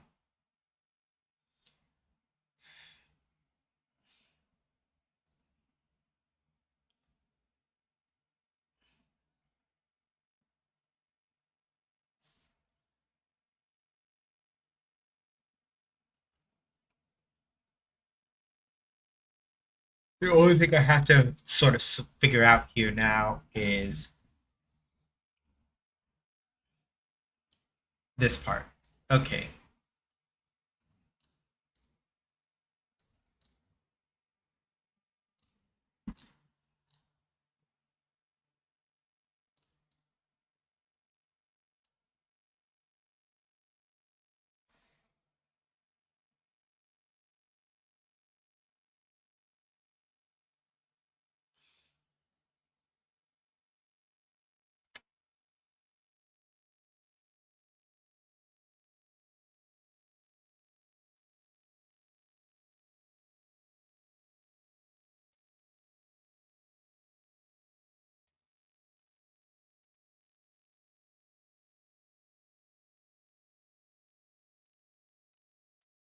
Okay. Right.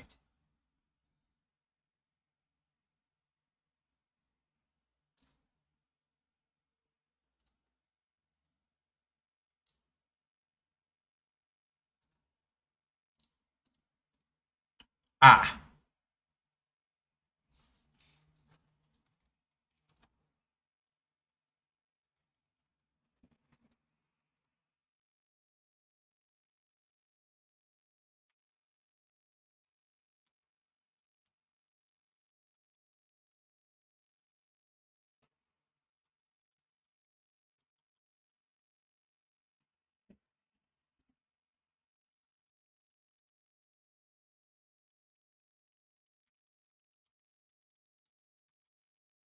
All right, there we go. That might also be part of it.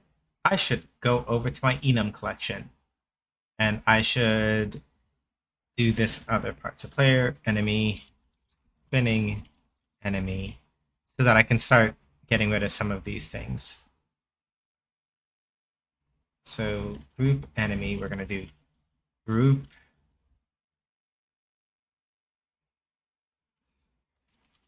groups dot enemy dot to string instead.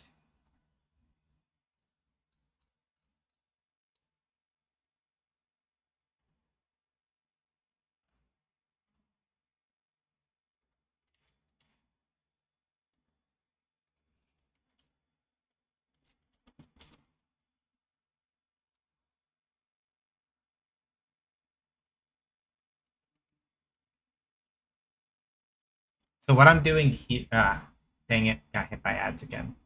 So for people who aren't in ads, the thing that I'm doing right now is making sure that the thing I'm doing right now is making sure that on the off chance that I have misspelled a group name somewhere, no, I didn't. Essentially speaking, is what I'm doing. Um, so for those of you that aren't in ads hell right now, I'll explain it. So the basic idea is that over here in this enum collection script that I made, right? The idea is that I've named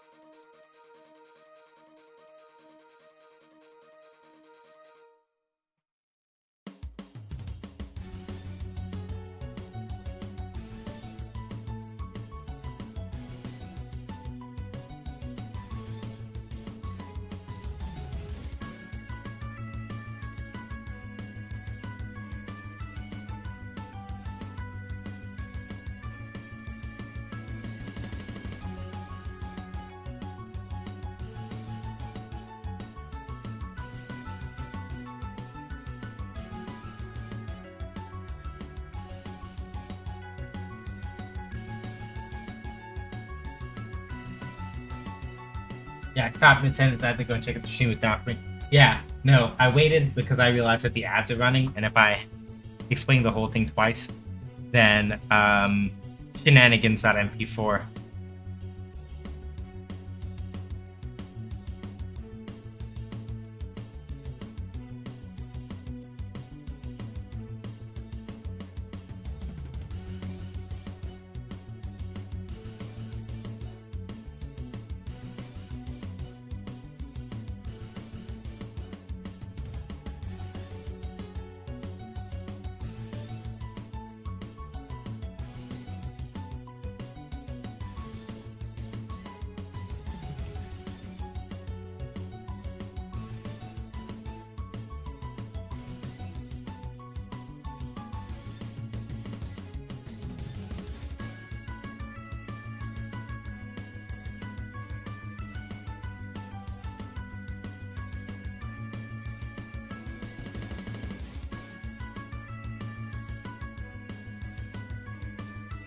Okay, cool. We're back. Right. So, what I was doing right before we went on ad break, I went ahead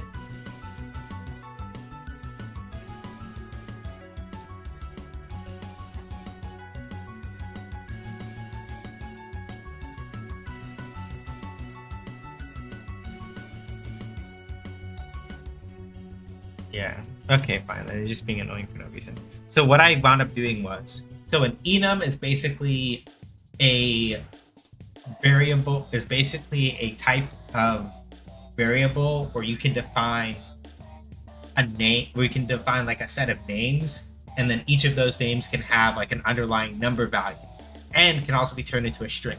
The reason why this is important is because if you look throughout this, right,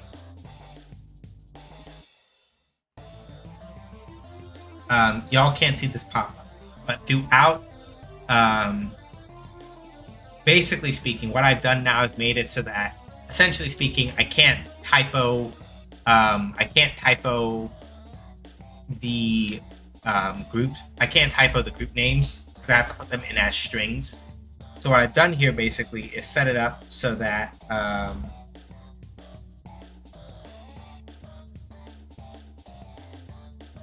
when I have to check, like, or when I have to add things to group or switch things out of groups, now I can't like typo. I can't typo that basically.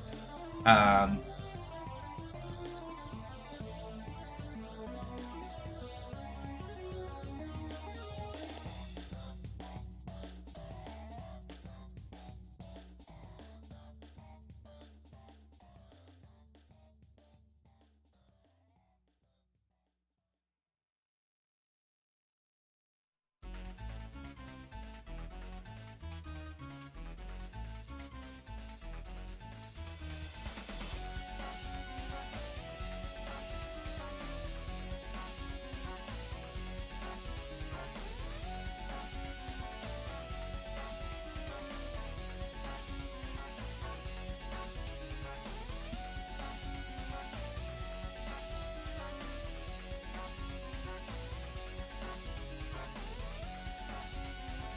now there's only one other thing I need to check. I got to make sure that like.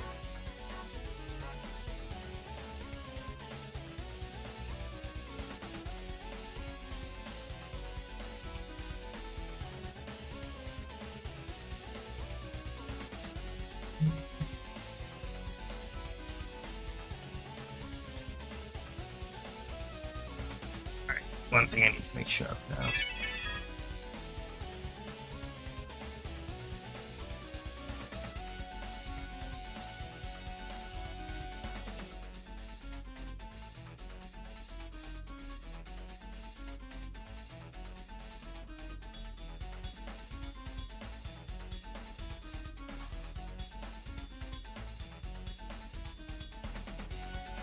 Okay. That should do for now.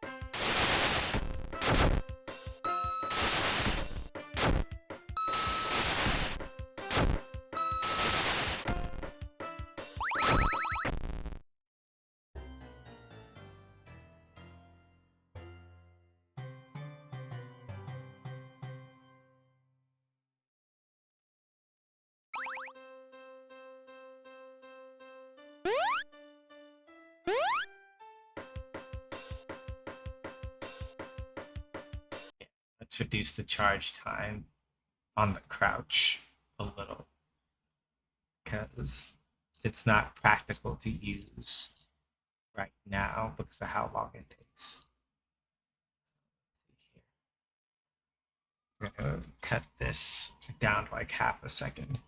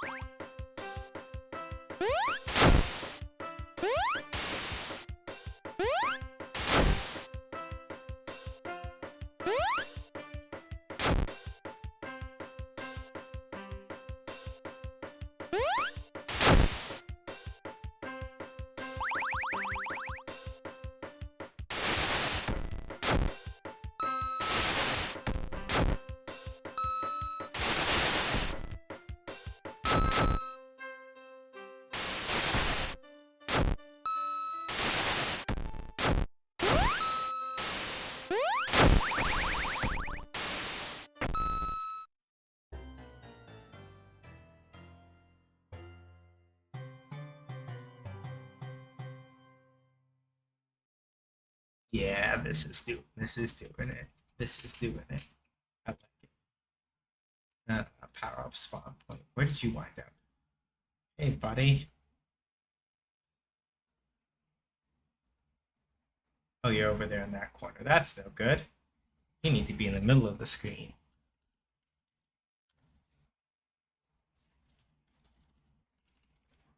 Or at least close enough, to count. Okay. And then the game state play. Over here, do want. Then over here, we are going to want pack, scene.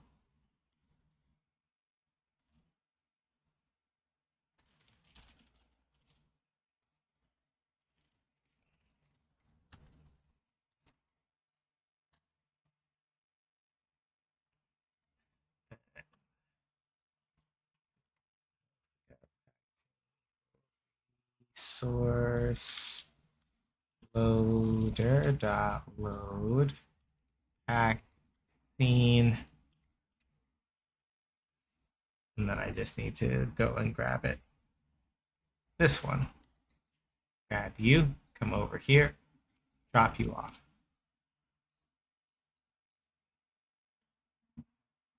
And then we're going to just do health pickup, current health pickup.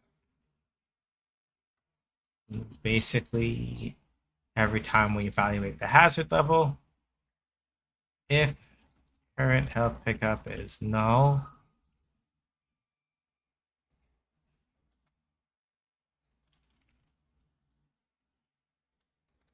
oh, I should make sure I do this also. Public variables, here we go. Region export variables and region. We're going to do export marker to be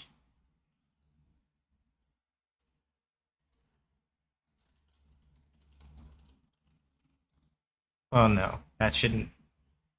Nope, that's incorrect. That doesn't belong there. It does not belong in the game state play. That belongs in the game manager because the game manager should know where to do this. I nearly put that in the wrong spot. Oh, I already did that. See? Past me already had it locked in. I just wasn't paying attention to what I was doing.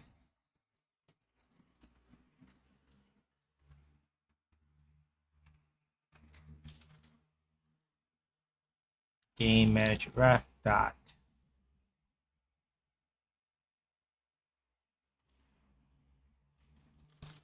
So we're going to do health pickup new. No, that's incorrect. I should do current health pickup equals pickup vaccine instantiate health pickup. Dot global position equals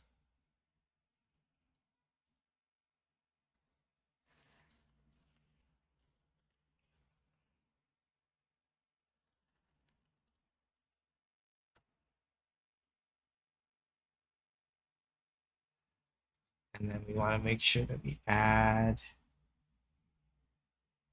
yeah, same parent as the game manager. Add child, current health pickup. There we go. And basically, if you happen to have, if you, so the basically the current health pickup will always show up whenever that timer runs out.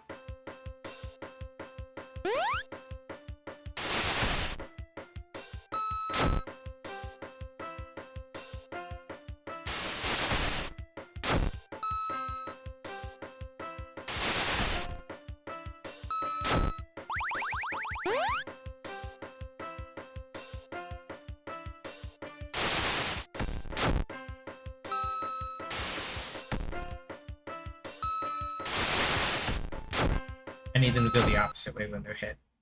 I think that's the thing. I've been sitting and thinking about it. I'm like, there's something that's off here, and I can't pick out quite what it is. I need it to go the other way. So let me go over to the player script because I think it's over here.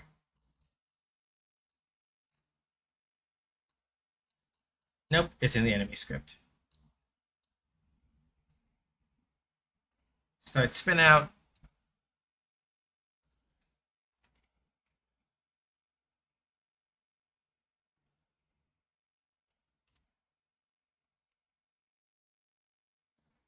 There we go.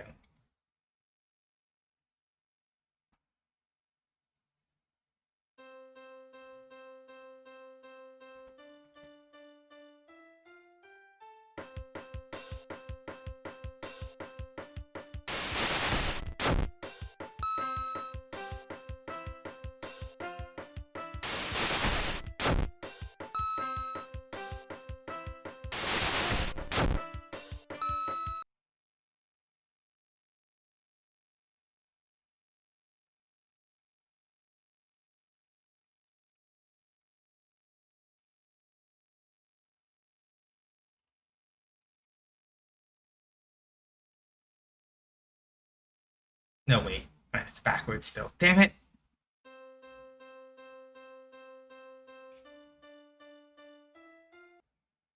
I had to have a minute. Sorry. I was just like, wait, no, I need these things to launch. I need the jumps. I need like the jump height to be a little floatier, which means I need more initial velocity on the spin out. I was like, what am I doing? Couldn't remember.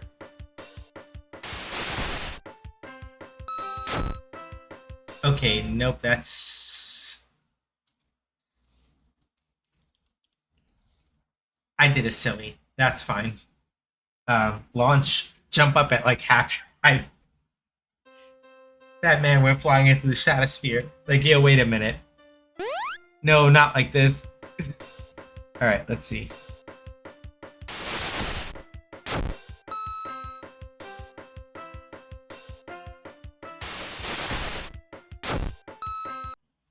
That's at the fall speed, though. I need to do like this.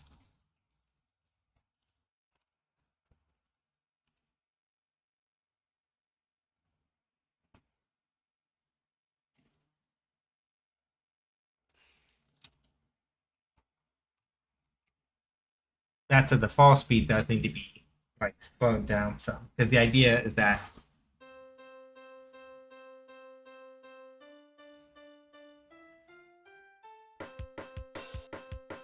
Oh wait, I did this backward. Even there's one thing I forgot.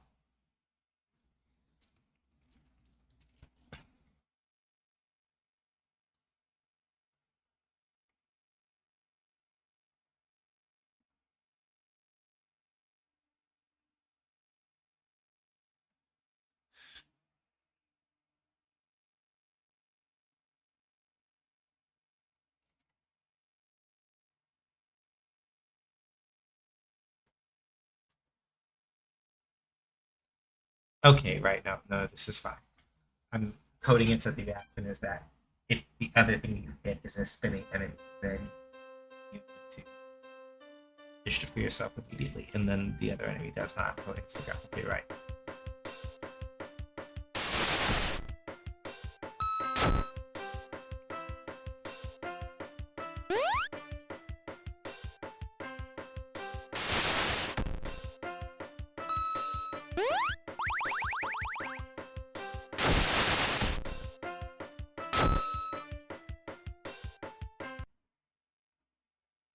Okay. Yeah, no. Times three is the ideal thing to do here. Hold on, because four makes them float a little bit too much. Four is not the way. Um, hitbox checks, physics functions. Here we go. Spin out. There we go. Put that to three. Because four makes them too floaty. We don't want them to like go flying too far off and away. That's not right.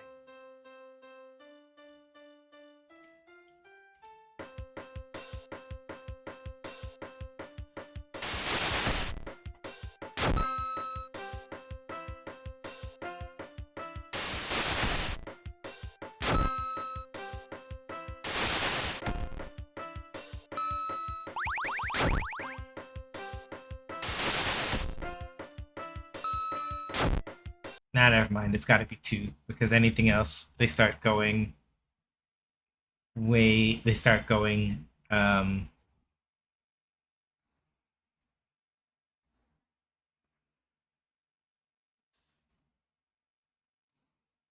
shenanigans start happening basically, which is not the way. It's not the thing you want. All right.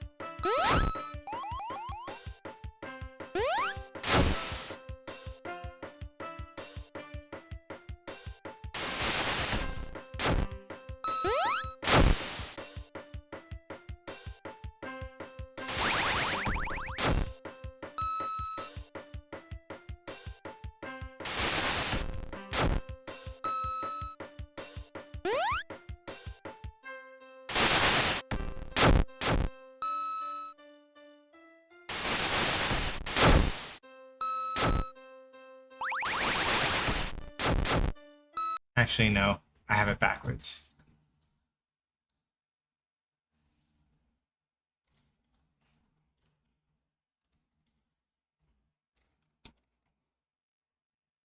I think I do have to make it opposite because I want them to go flying in the direction that you're moving, so you know that you can knock them forward if you hit them. That seems more correct actually. Sometimes because I forgot the way I did it in the original game, and checking the original game at this particular point in time is much more of a hassle than it used to be. Um,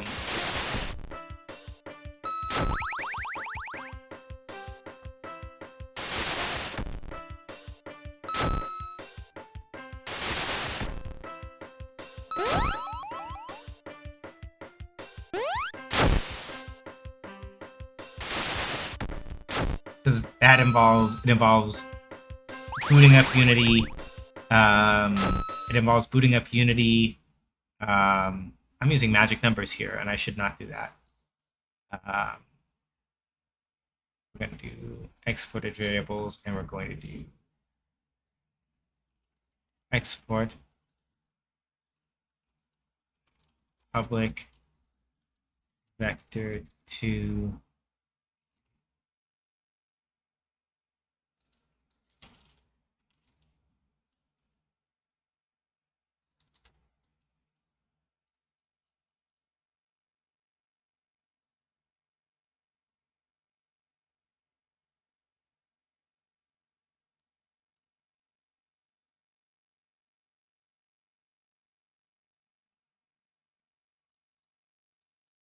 Ready?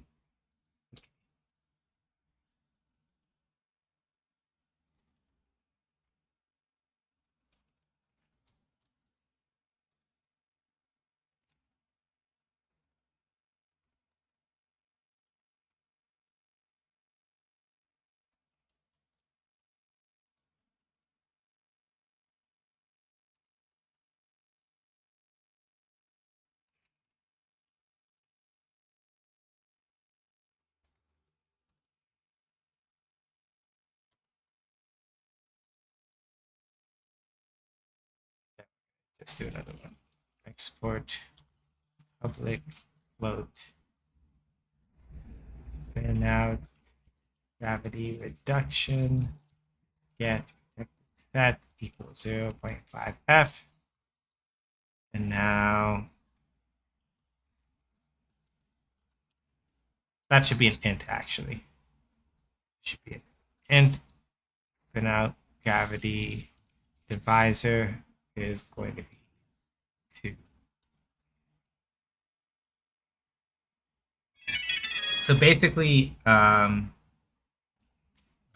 reason why I'm doing this in the first place is because what I had before, where I was just like tweaking the numbers because I had like raw numbers listed here, those are called magic numbers.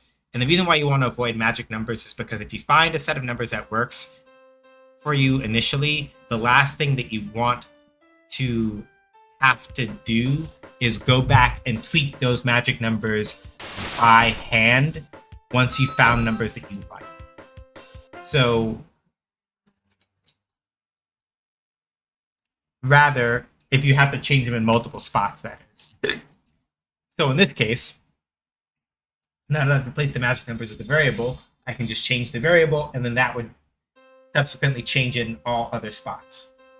Magic numbers are dangerous like that because it's one of the things where if you start relying on a magic number and then you have to change something later and you don't realize that you had a magic number in place in the first place, you can have a hard time actually like changing stuff later because it might be that you're like, oh yeah, I had this magic number doing this thing. It's like, yeah,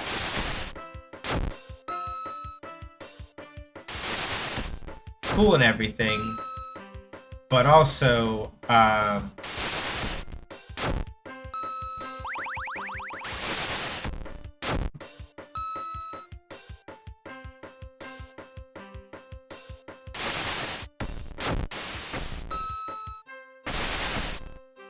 yeah, good. There we go.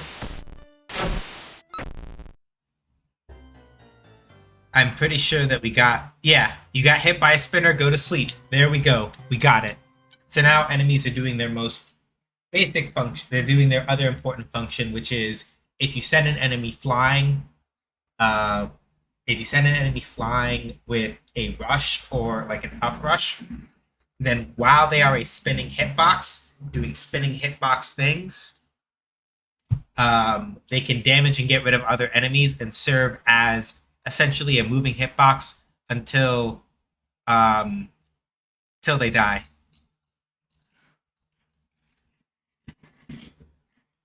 Hold on, somebody said I should check a particular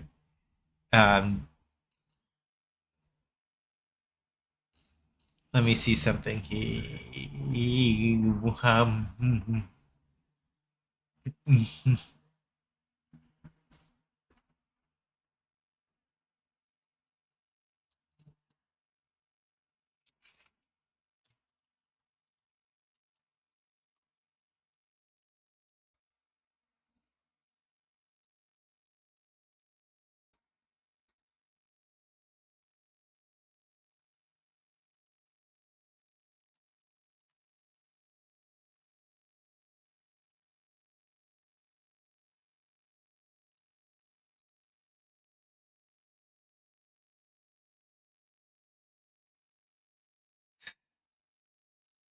I saw something wonderful and my brain stopped.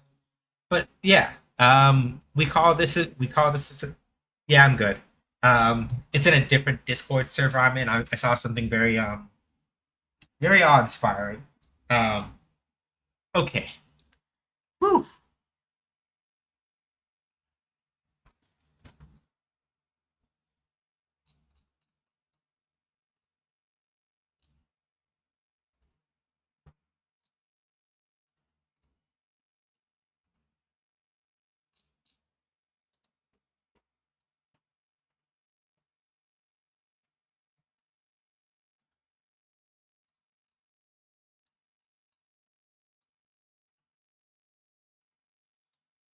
But yeah, the only other thing that I haven't figured out entirely yet is I got to get sounds in for when. Oh, yes, I have figured that out actually. I'm silly.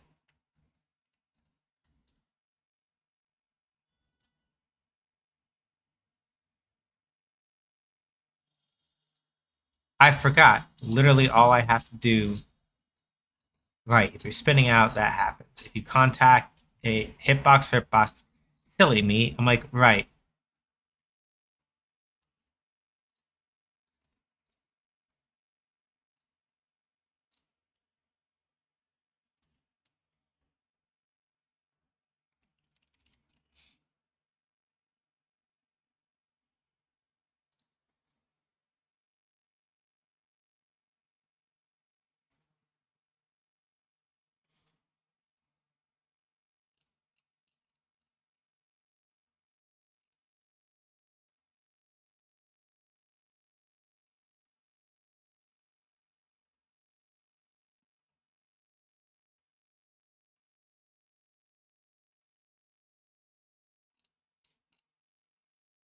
Okay, so yeah, the only thing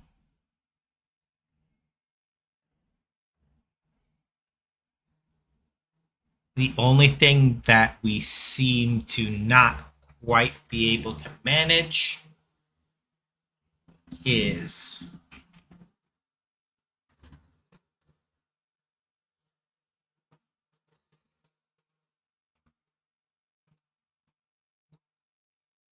hold on.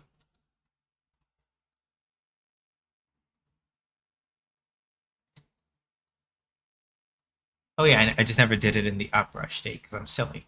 I forgot about that uprush. I'm gonna come over here.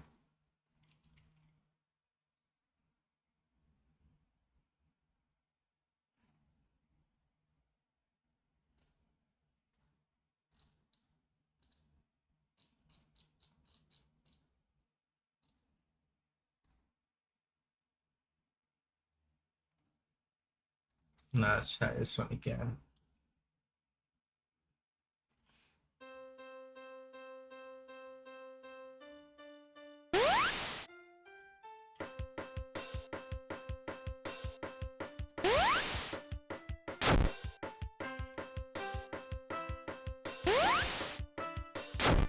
Good. Now the only thing I have to figure out is why it isn't doing um, the rush knock noise because it should be doing this.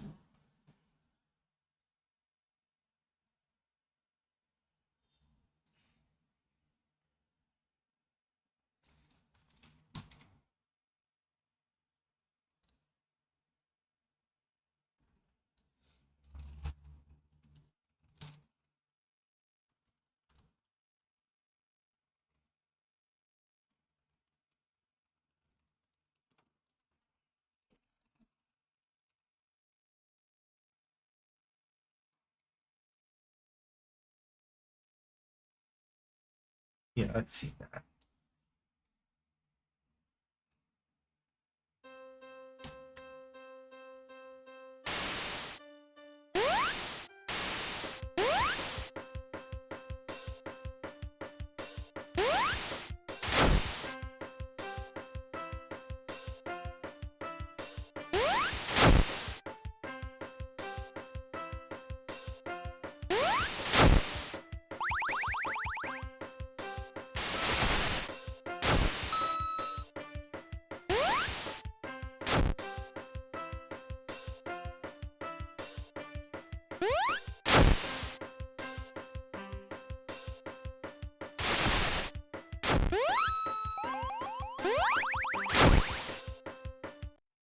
Okay.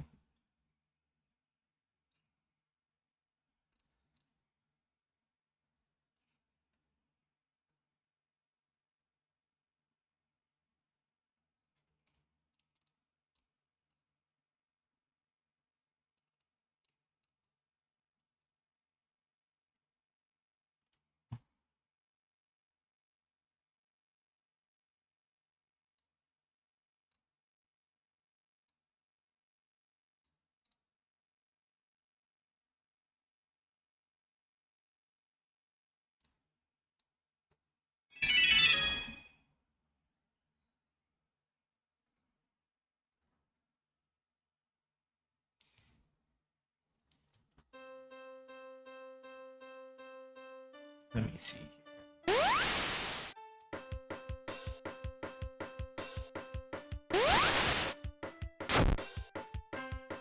Okay, good. That works.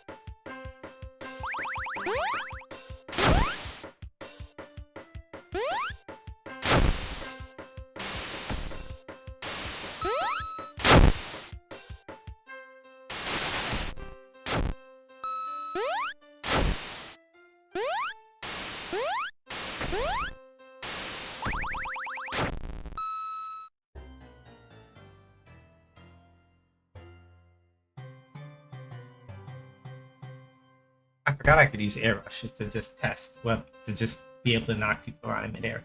Forgot about that because I got so used to stomping. Well, and imagine this is without me having even done like this is without me even having done the other most important part of a game like this, which is juicing it out the gills, basically.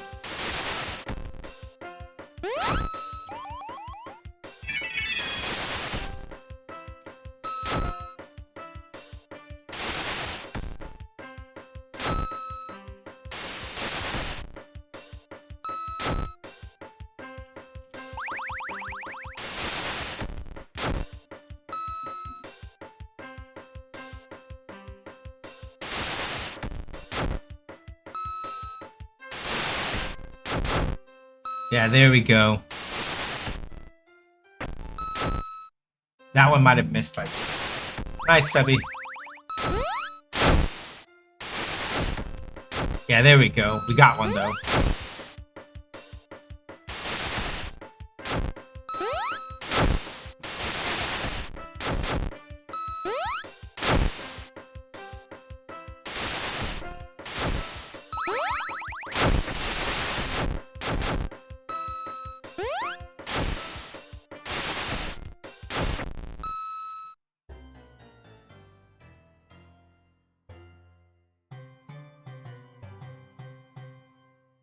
Excellent. Excellent. Very good. All right. We take those. And when you restart, even if it plays that last little sound, that's fine.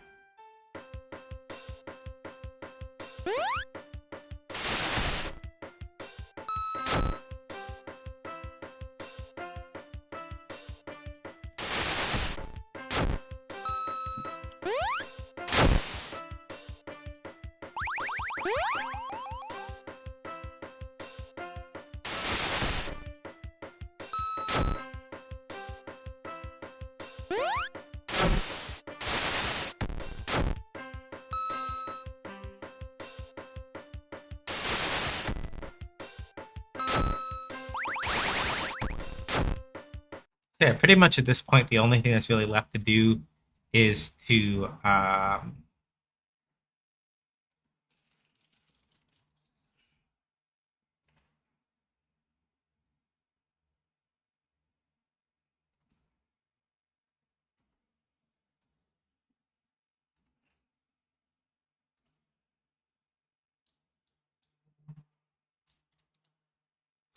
the only thing that's left to do at some point is to actually start getting like camera shake stuff in. And once we start getting camera shake stuff in, that's when we're really going to start to see the juice pop. It's going to be like, ooh. But for now, I think we're good. I got a couple of people to catch up with and a couple other things to do. So, thank y'all for coming by. Deeply appreciate it. Links and stuff so y'all know what's what. Game analysis, design articles, usually at some point I gotta sort out the thing between NeoCities and Medium, because my NeoCities, I don't dislike NeoCities, but the thing is that like maintaining the HTML to like write blog posts manually is a pain in the ass.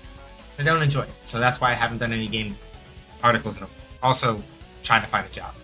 Both of those things kind of like eating more time on that front.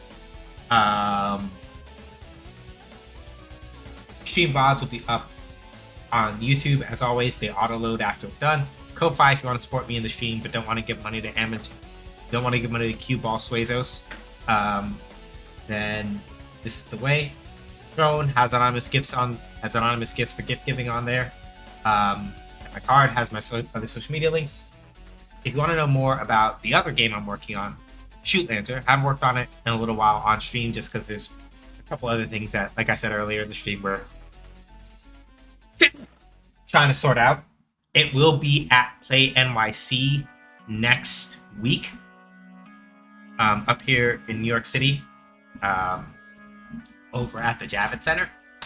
So if you're in the area and you're going to Play NYC and you'd like to check it out, you'll have your opportunity. If you want to know more about Munity as a studio, you can check out our main website, you can check out our Patreon, you can check out our prototype for Shoot Lancer, which is up on Edge. And last but not least, for Gilded, if you want to hang out with us when with me, I should say, when stream's not running, I don't have a Discord, I have Gilded instead. You do have to make a Roblox account, but you do not have to play Roblox in order to make a Roblox account. You can kind of just like chill out there and be cool for forever.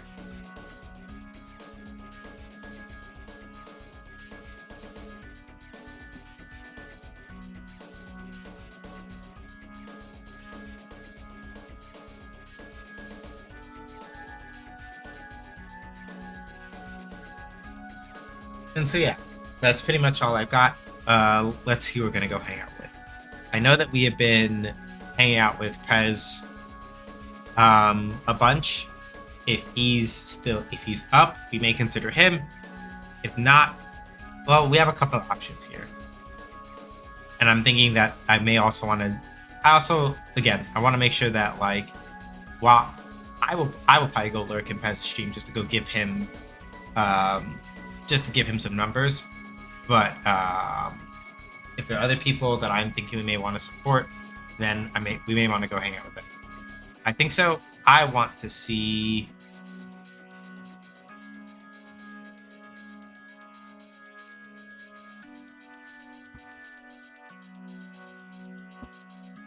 Let's see. We haven't been by Thormangander for a while, and I feel like we should go over there.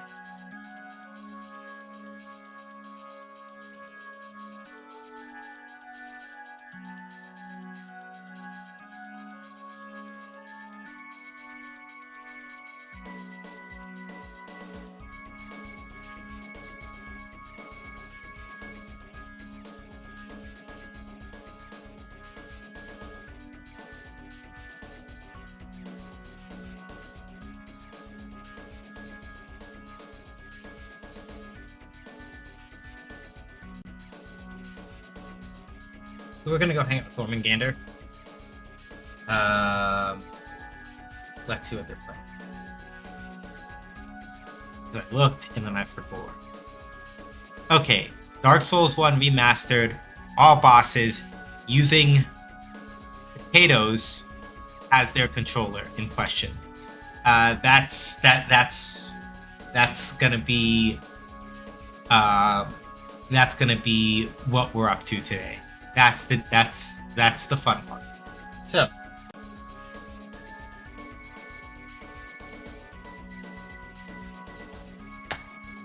perfect. So I'm gonna put Thor on mute just for a little bit so I can finish this and actually hear my own thoughts here. Stay safe. Wear a mask if you go outside. Wash your hands. Be excellent to each other, but not to bigots, racists, turfs, sexists, anti-queer folks, or fascists. Remember, Black Lives Matter. Trans rights and reproductive rights are human rights. Palestine and Sudan, the Congo, New Caledonia, and Haiti must all be free. None of us are free till we're all free. Look out for each other. Take care of each other. Make sure that you are... and looking out for each other doesn't even necessarily mean that, oh, I gotta hit the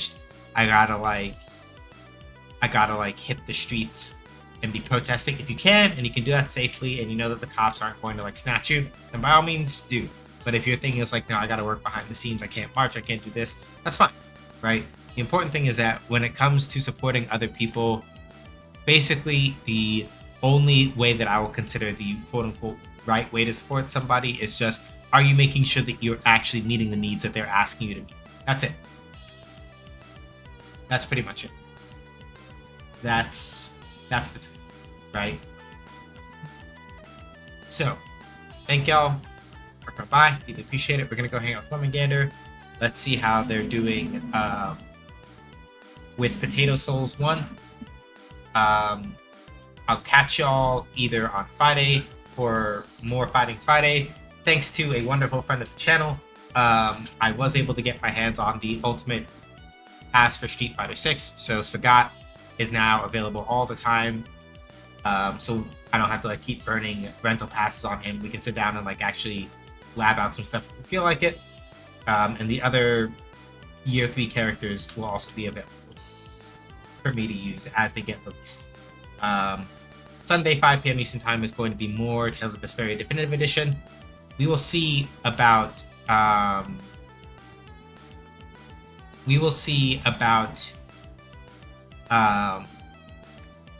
game dev stream next week, because I can tell you for sure next week Friday and next week Sunday will probably be no stream, because I'll be at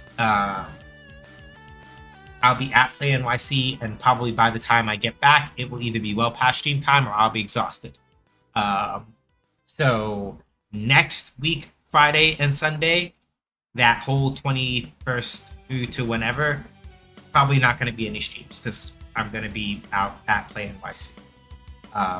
It's not far from here, but physically speaking, I will be exhausted enough that it's like, oh, like,